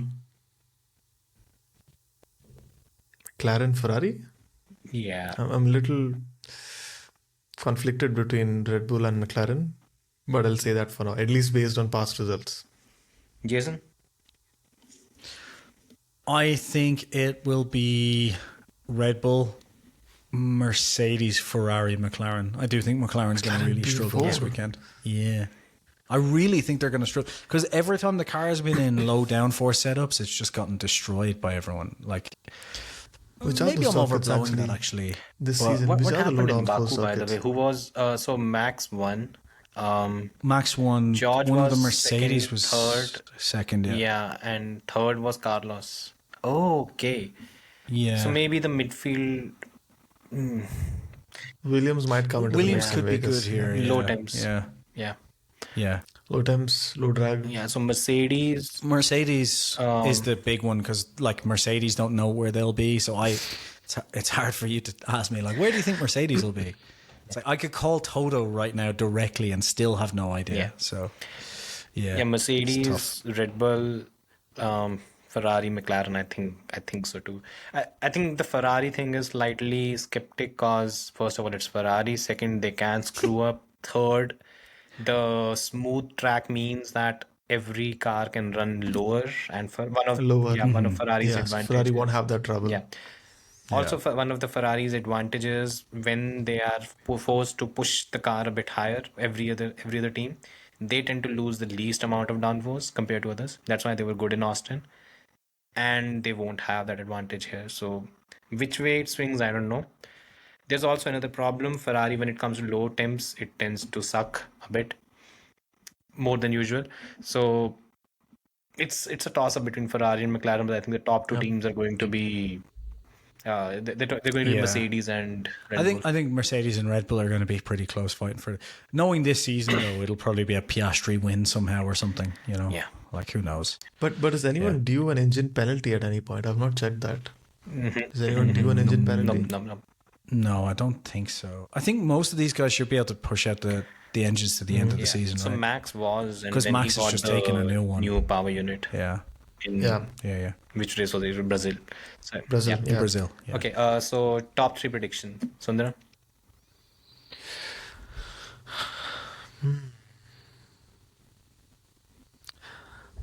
I'll play it easy.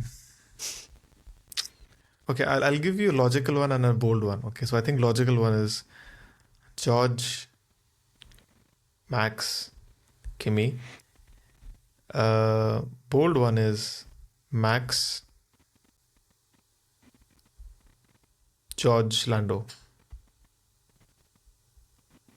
Okay. Go, first of all, your logic. Explain the logic. What do you think? Why? I only think Mercedes will be good because I think temperatures are going to be in single digits. That's what at least I read. Might be rain as well. Tire prep is going to be important, and I think McLaren kind of loses its advantage of having better tire wear around here. So that's just the thing. Jason?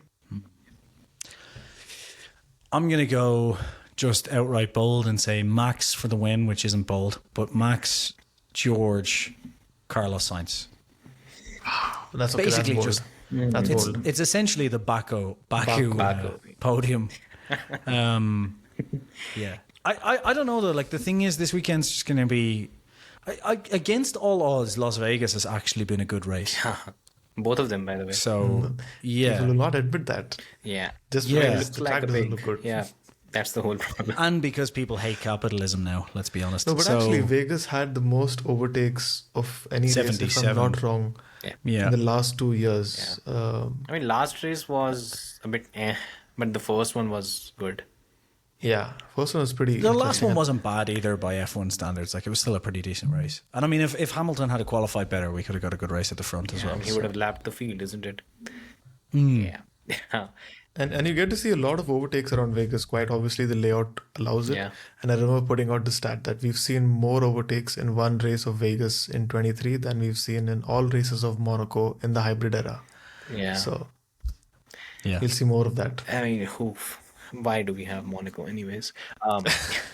Hey, Let's not Monaco's get great. into that. Yeah, I don't. Yeah, Monaco's great. What's wrong with you? We can have one race a year where it's just qualifying. Yeah, but it's Like, not just, one it's race fine. where it's qualifying. It's almost every race where it's qualifying. Sure, but that's I then am just pro let's get Monaco. rid of Formula One. Yeah, I'm pro Monaco, and I really can't tell if Jason's actually being sarcastic. No, I am actually. I love. Yeah, no one can. I love Monaco. Yeah, that's one of my problems in life. But I need to know, actually, are you pro or against Monaco? He is pro. I Monaco. actually pro Monaco. Yeah. Okay, I good. enjoy it. Yeah. I hate it. See, my sarcasm gets me in trouble and then like benefits me at times as well. Yeah. Remember years ago I had a job interview And the guy in the job interview, I got the job, by the way, as a preference to this, but the guy said, where do you see yourself in 5 years? And my exact response was immediately, without even thinking, hopefully not fucking working here anyway. And the guy just laughed and said, you and me both. And I got the job. So yeah, it tends to work out. Yeah. Should we, speaking of shit shows, should we get into the comments? Let me give my predictions. Oh, no. Yeah. I'll just give one of them. Speaking of shit shows. Exactly. I think Kimi wins. Yeah. George second. Max third. That's a bold one. That's a bold one, actually. Yeah. Kimi wins, huh? Yep. Yeah. So what if I'm Kimi wrong? beats I'm wrong George. every week. It won't be the new thing. I'll be glad if Kimi does that. That would be It's a lot of work for me. The trajectory is... Look, I'm just going by the trajectory. It's the last 3 races and Kimi has had a bit of an edge on George. Good point. Good point. So you're saying that he'll actually come good at a track which is supposed to suit Mercedes. Yeah. Probably the last such track of the year. Nice. Good point. They will be good in Qatar. I mean, who knows what happens with Mercedes, but they are supposed to be good at Qatar as well. Anyhow, let's jump to the comments. Let's go for it. the comments. There's actually one here. Can we answer this? Because Aero Play AF has asked me to do a video on this, which I will at some point. He's asked a few times, so if we can maybe just answer it first, it'd be great. He's saying basically, you know what I haven't heard about yet is fuel deals. I'm basically saying Mercedes, Ferrari, Audi, Honda, and all are making their PUs for 2026. All need sustainable fuel, be it synthetic or biofuel, and they all have relationships with oil companies. Basically, his question is, if you buy the Merc engine, e.g. McLaren, do you get the perfected Petronas fuels? And we all know that can make a drastic difference. So I notice Williams is sponsored by Gulf, etc. Will that be Mercedes' edge that they have like Petronas fuels or whatever? Not much. So the answer is not much, because synthetic fuel as such, it's probably there's probably going to be a next step in maybe a couple of years that they might end up going to a standardized synthetic fuel. They don't want this to be a performance differential, primarily because it's almost 10 times more expensive than the current fuel. So the prices have literally skyrocketed. For now, ideally, fuels, they tend not to be huge differentiators, maybe a 10th at best, but in general, they are not. They are there for branding purpose. They are not investing as much money when it comes to the technology as such. They used to, as with they Ferrari used to, shell, yeah. but not now. Yeah. Yeah. They used to spend a fortune. Just to answer the direct question as well, if you buy the Merc engine, for example, no, you don't get the Petronas fuel. You get whoever your sponsor is. I believe you can get it, but most of them have their own sponsorships. Yeah, so McLaren for example, Aramco with Aston Martin. McLaren, Exxon? I can't remember. I know is it Exxon? It could be Exxon. I think, yes. I don't remember, yeah. I know Williams is Gulf, obviously. And Alpine has Castrol. Yes, Aston Martin has Aramco. Aramco is not fuel, by the way. Aramco is that, no? Aramco's the oil. Barriers. Aramco's fuel. Okay, it's barriers and fuels both. I didn't know Aramco used Barriers what? No, so Aramco is in oil. It's not only an oil company, right? No, you're thinking the Armco. That's Armco. No, but That's Aramco Armco is barriers. not only just fuel company, right? It's more than that.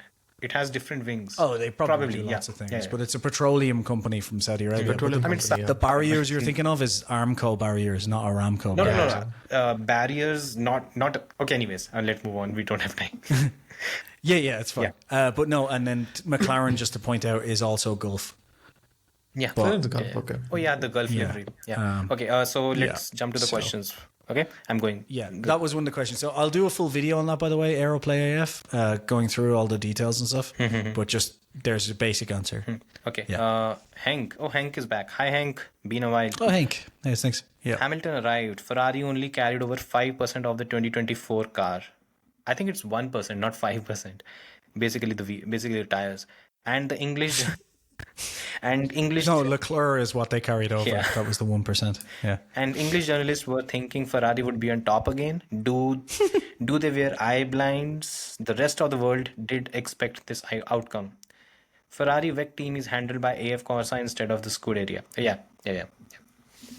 I think Sky Sports thought that Hamilton would be back, and then everyone else was like, "Are you insane?" Look, I was Maybe, skeptic yeah. about Ferrari's prospects this season because of the same thing. They did what McLaren did in 2013, changed the complete car, which was winning. Yeah. But I didn't expect it to be this shit. I mean, I still remember. I think it was pre-season preview we were doing, and uh, Josh Revell said that I'm being generous when I'm saying that Lewis might win a couple of races at Ferrari during his entire stint. I'm like, what the fuck are you talking about? He's going to win a few races this season. He said, no, I don't think so, and he was right. That's why, When was the last time you remember Ferrari making a revolutionary upgrade? 2012 Like Spanish you Grand have to Prix. go that far back. Yeah. That's the thing. You have to go that far back. McLaren's done it, and every time they've brought in an upgrade, more or less, Yeah. it's done better. It's been correct. Yeah. Yeah. Yeah. Okay, Lewis talking after Elkann criticism about me, myself, and Charles, on the other hand, talks about unity, a big difference. Yes. I mean, yeah, it's a fair point. I don't really know But what Lewis said. Lewis did this with Mercedes as well, which I thought was crazy. Like there was a load of times over the past couple of seasons where he's kind of thrown Mercedes under the bus, which I just thought was crazy, given that like Toto would never say a bad word about him. Yeah. You know. And, Yeah, correct. Yeah, it's just I mean, like even now. there's this shots of between Jason and I when we were talking about, okay, so do you think Lewis will gel with the Ferrari culture? And both of us just start laughing. And the yeah, 30-second literally, it clip was is just laugh. it was like 30 seconds of laughter. That Just is like no, obviously not. and that was last like, season, no. and here we are. Yeah, here we are. No one could have saw this coming except for Every everybody. fucking person. Yeah. So Okay, so Yeah. Flaky, I don't think Norris has been in the spotlight properly yet in terms of the focus. In terms of being the focus, it was all about Piastri falling apart and Verstappen catching up. Now he is, and we will see how he does under the lights of Vegas. I still hope and cope that Piastri gets his shit together. Anyway, how much will Pirelli fuck up the race? the Yeah. last part I love.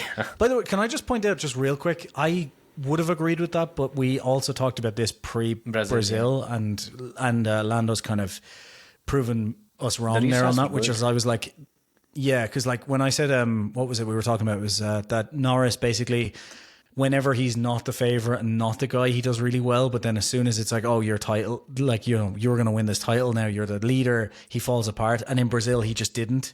So I don't know. I think they'll have a shit time at Las Vegas, but I don't think it'll be because of Norris. Yeah. I think it'll just be because of McLaren. Yep. Red Robin 1122. Sorry, Sandro, did you? I thought you were going to say something. No. Okay. Oh, and can I just say something on the last piece on that? Yeah. Is it true that Pirelli are going to fuck up Qatar Yes. again? Not Qatar. Oh, 25. yeah. Qatar. Two stoppers. Yeah, 25 laps it's each tire 25 compound. laps maximum. Yeah. Okay. I think it's better, by the Interesting. way. Better I than do think blowing it's up better, tires. but it's kind of annoyingly artificial. I would say because we know it's going to blow up tires, give them the softest compounds and then see who takes the most risk. Way more fun. Yeah. If only people thought like that. Safety is not important. Exactly. Red Robin 1122. If Lando or Oscar win the championship, do you think they'll get the credit for holding off the pressure of a charging Verstappen? Regardless of who wins 2025, how would you rank all the ground effect seasons from 22 to 25? Sundaram? I would rank. I think this year has been good in terms of the overall battle that we've seen, and for it's been a while since we've seen three drivers fight for the title. It's been a long time since we've seen that. So in that sense, I think this year is very good. But I also feel this year has become largely a qualifying battle, and even the numbers say that if you're able to do a good job in qualifying, I think that's majority of the job done. And even as recent as Baku, the moment I knew Max stuck it on pole, I knew he was going to win the race. That's one aspect of it, but I think this season's kept us very entertained in terms of how close the whole bunch is, the midfield, what's happening with all the teams, right down to an Alpine. So I think this is one of the better years of the entire ground effect era, in my opinion. Plus Hulkenberg gets the podium. So win-win. There's nothing that gets better than that. By the way, if Lando or Oscar win the championship, do you think they'll get the credit for holding off Max? I think they will never get the pressure for. They'll never get credit for that, unfortunately. Jason? The last part I'll answer real quick, which is no. Well, it depends on who. Like, I mean, I think I would give Norris credit because I think there was a lot of pressure from Max there and Piastri as well, even. But no, most people won't. They'll say that it was a rocket ship. You know, Max was driving the 7th fastest car the entire season, etc., etc. When it comes to the rankings, for me, I think unfortunately I would have to put 2025 at the top. Even though it's a qualifying championship, essentially, it is still 3 drivers fighting for the title. And going into the last 3 races, like, we still don't really know who's going to win because things have changed so drastically over the last few. So that's kind of exciting. Is this the first year in the hybrid era with 3 drivers in the mix? It's the first. Yes, I think year. so. Yeah, of course. It's since 2012. Since 2010 or 12? Yeah. This is the first year. It's been a while. Wow. Yeah. If I was to rank them, 25, 24, 22, 23. Yeah. My reasoning on that is 25, 3 drivers. 24 was just a great season because every single race we had no idea who was going to win. 22, I know it didn't end with a battle, but we got an epic battle between Leclerc and Verstappen for the first kind of 10 races, something like that. Saudi Arabia 2022 is probably one of the best races of this entire era. An amazing Saudi race. and And then before 2023, I actually really loved, but it was like just... It Not was for like the casual, man and yeah. machine working in just an incredible lineup for the whole, or incredible drive for the whole way through. Max didn't put a foot wrong. I think it's incredible to watch that. It's just, it wouldn't be my favorite way of watching F1 if that was every season. Great for I would have one loved season. it. Fernando was on enjoyable. the podium 8 times that year. I would have loved it. Yeah. Oh, I forgot about that. Yeah, of And course. That Alonso's was an race in amazing Brazil, season by for the that way. as well. Can I just say, honestly, this era, like, people complain about it a lot because they're Lewis Hamilton fans, but like, it's actually been an incredible run. Like, every season has had something How many to teams talk have about, which I think... How many teams have been on the podium this season? I think 7. Other than Haas, Yes, I think so. Alpine. Alpine, Who else is not on the podium? Williams has been on the podium. Yeah.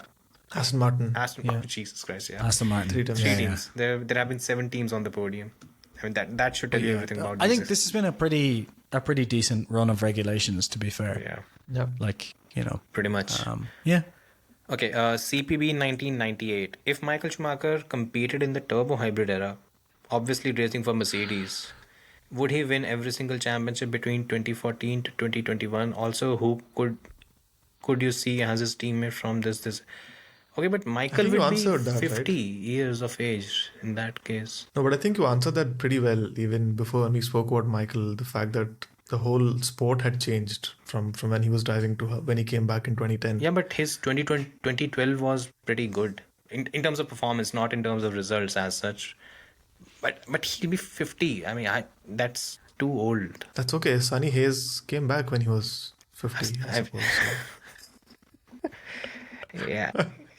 He was injected with some good stuff at that time as well. So probably not allowed in the current era. Michael would be retired. No. He'd be too old. He retired at 43, right? And that was 2012. So by 2014 he'll be 45. I mean, that's too old. Yeah. Also, who could you see as his teammate, and what teams from 14 to 21 could you see the other drivers come from? Okay, I think the question is not that he was... I think the question is when Michael was in his prime, because he's talking about the other drivers from this era. If Michael's in his that'll be- prime, then yes, he wins every single one. Like, he doesn't lose a single one to Rosberg. He wins the 8th in 2021. And he's now on 700 million titles. Yeah. Obviously. Won't even have to do the... Which means Lewis is still with McLaren. Yeah. No, he's retired. I think we did this hypothetical as well, right? That if Lewis had not moved to Mercedes, He's a one-time he world would champion. be a one-time world Yeah. champion. Because Yeah. arguably he would have ended up at Ferrari and then killed himself. Because some people said that if he had gone to Ferrari, he would have won in 2018. And those people are frankly morons. No, they realized this so- season that he was not going to do it. Yeah. Like, my response to that when we were talking about this with the two, was it Baxty and Sharia? Yeah.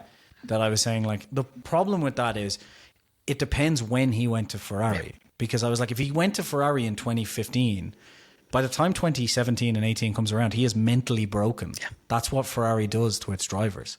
So you have to take that into account as well. You know, look at Leclerc at the start of the season. He looked broken. Yeah. Like genuinely, he looked like a driver who would prefer to be driving a taxi around Monaco than a Ferrari. I mean, like Leclerc's Ferrari looked stint broken. basically is memes of him being sad. That's his entire stint. Yeah. At I mean, Ferrari. I would imagine that on the weekends for fun now he goes to BDSM clubs. Like I would assume.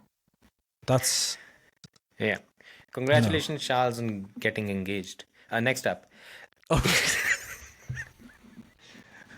Let's hope he's not going to those clubs then. Anyway. Luke Wilson. In my opinion, it's a tie between Behrman and Hadjar as the most impressive rookie. However, Bortoleto has been the most consistent, but Kimi has the highest ceiling. Look, I love it. He just summed up the entire... Perfect. Okay, a question now. If you were... Yeah, I was going to say there's no question there because we've just answered it already. he also that's hit hilarious. all the correct points. That by is the way. hilarious. Yeah. I mean, he went into the future and... That's hilarious. Jason did say that Kimi has the highest ceiling. Exactly. Yeah. Everything he said on there, we all basically kind of touched on every point. It's so funny. Interesting. Yeah. Okay, a question now. If you were team principal of Ferrari, and oh my god, that's a depressing place to be, and given 5 years from 2026 to win them the WDC and okay, how would each of you do it? So Sundaram, how would you do it? First of all, ask for a pay raise. We start with that. I'll do it for free. Just point out. It's you're basically asking me what's the problem with Ferrari and how would you fix it? Yes. And to be very honest, You have 5 years to do that. You're basically the prime minister of Ferrari. no. I mean, if you eliminate the reasons why they're not doing good, I think they have, if at least from what I remember or know, I think they have the best infrastructure. I think there's no real problems with their simulator or wind tunnel. They have all the money in the world, so that's also not the issue. I think the biggest issue is, of course, their technical crew, and the fact that they are not operationally efficient. So if John Elkann is saying that we are operationally efficient in one area, which is pit stops, which shows that there is hope. I don't know if he meant that, but that quite clearly is the case. People who are able, I think Ferrari is not experimental enough. That's also probably one of the things in identifying loopholes when it comes to regulations and seeing where can they have an upper hand against other teams. We've seen Mercedes, Red Bull, and other teams do that. Probably that's where an area where they're not innovative enough. Maybe that's the word. But yeah, probably get some of the best minds in the world. Like Jason rightly said, they rejected an Adrian Newey.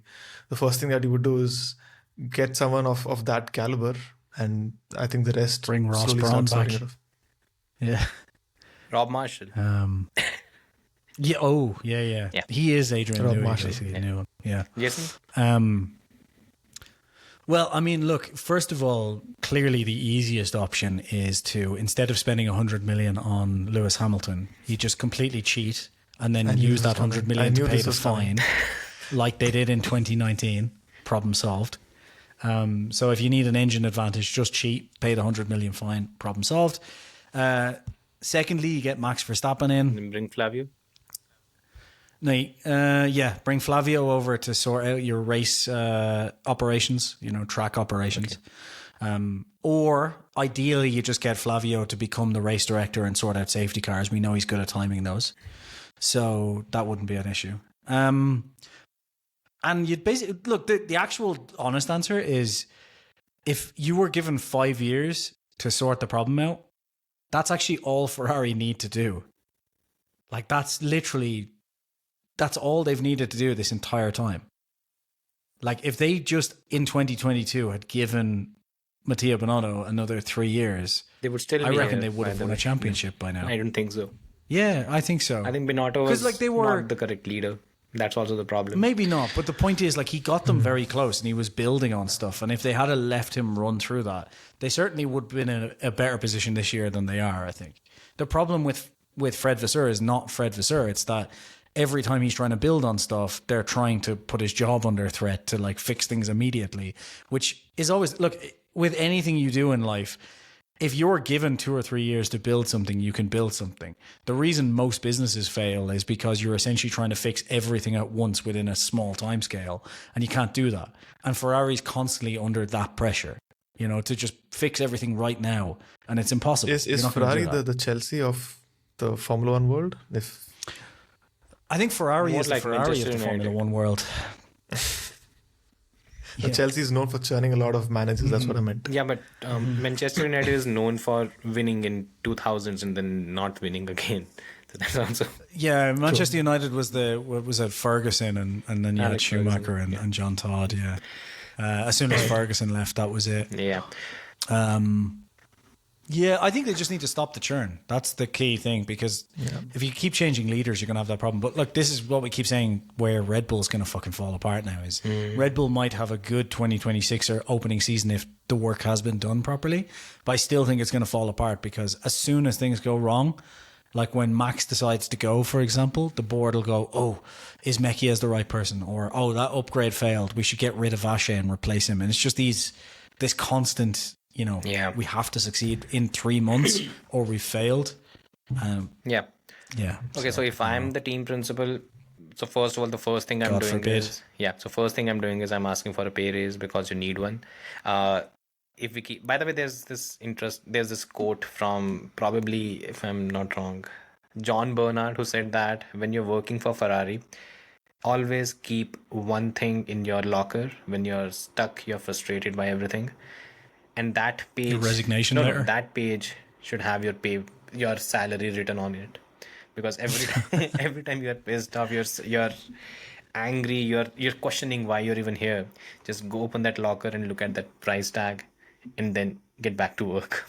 So I genuinely, I had a friend who did that as well. yeah, a lot of people do that. I used to do Like, it for a long literally time in just my jobs. So yeah, hated his job and then would get paid and be like, it's not so bad. yep, That was it. I did. I did it for a few years, almost a decade. So All month, just complain, and then the paycheck would come and you'd be like, that's the story of "That's everyone, fine." isn't it? Not me. I am one of the lucky few. Yeah, because you're but, not. Yeah. You're not an employee. You're an entrepreneur. That's the difference.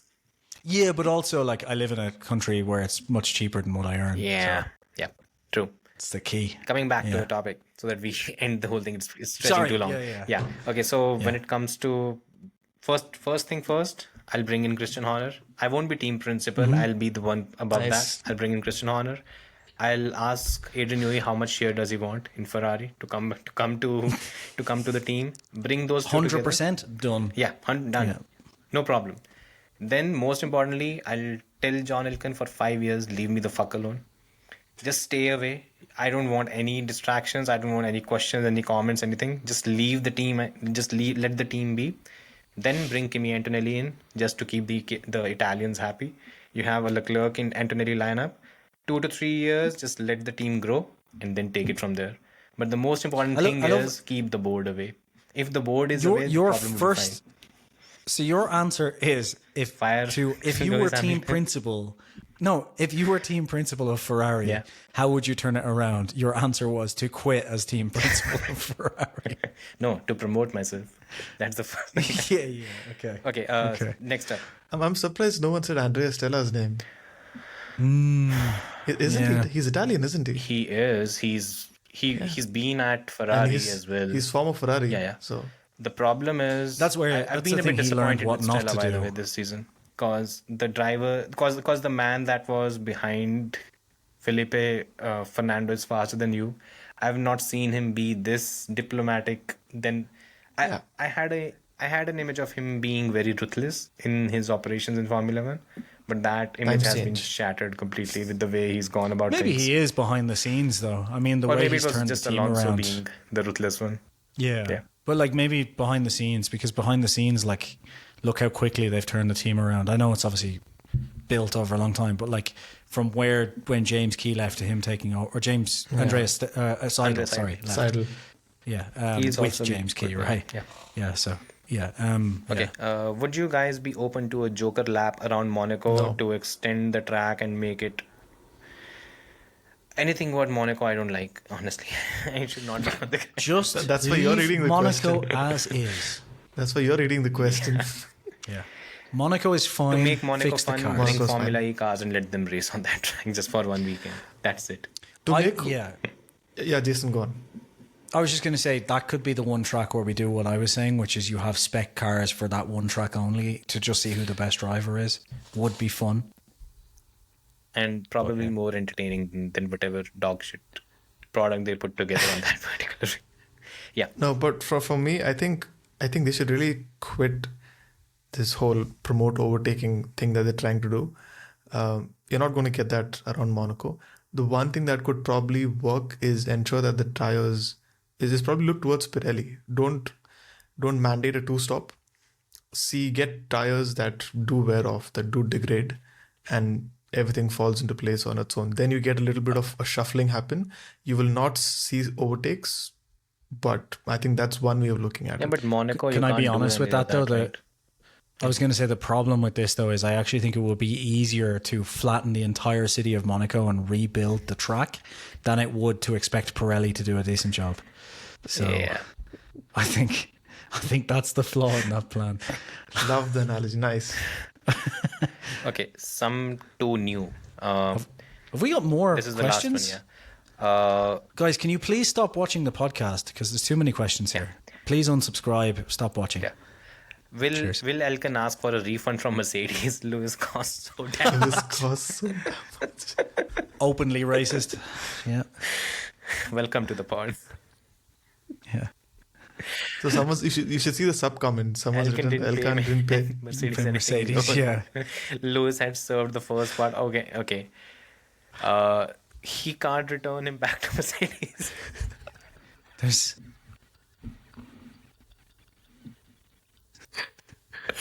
This sounds like a very innocent question. I love it. there's some really, really dark jokes in here that I'm not going near. Anyway, Oh. is there another question? No, I think that's it. No. Cool. Okay. This is Yeah, we've fun. gone through a lot. Yeah. Guys, thanks for watching. Thanks, Sundaram, for coming on board. I hope you had fun.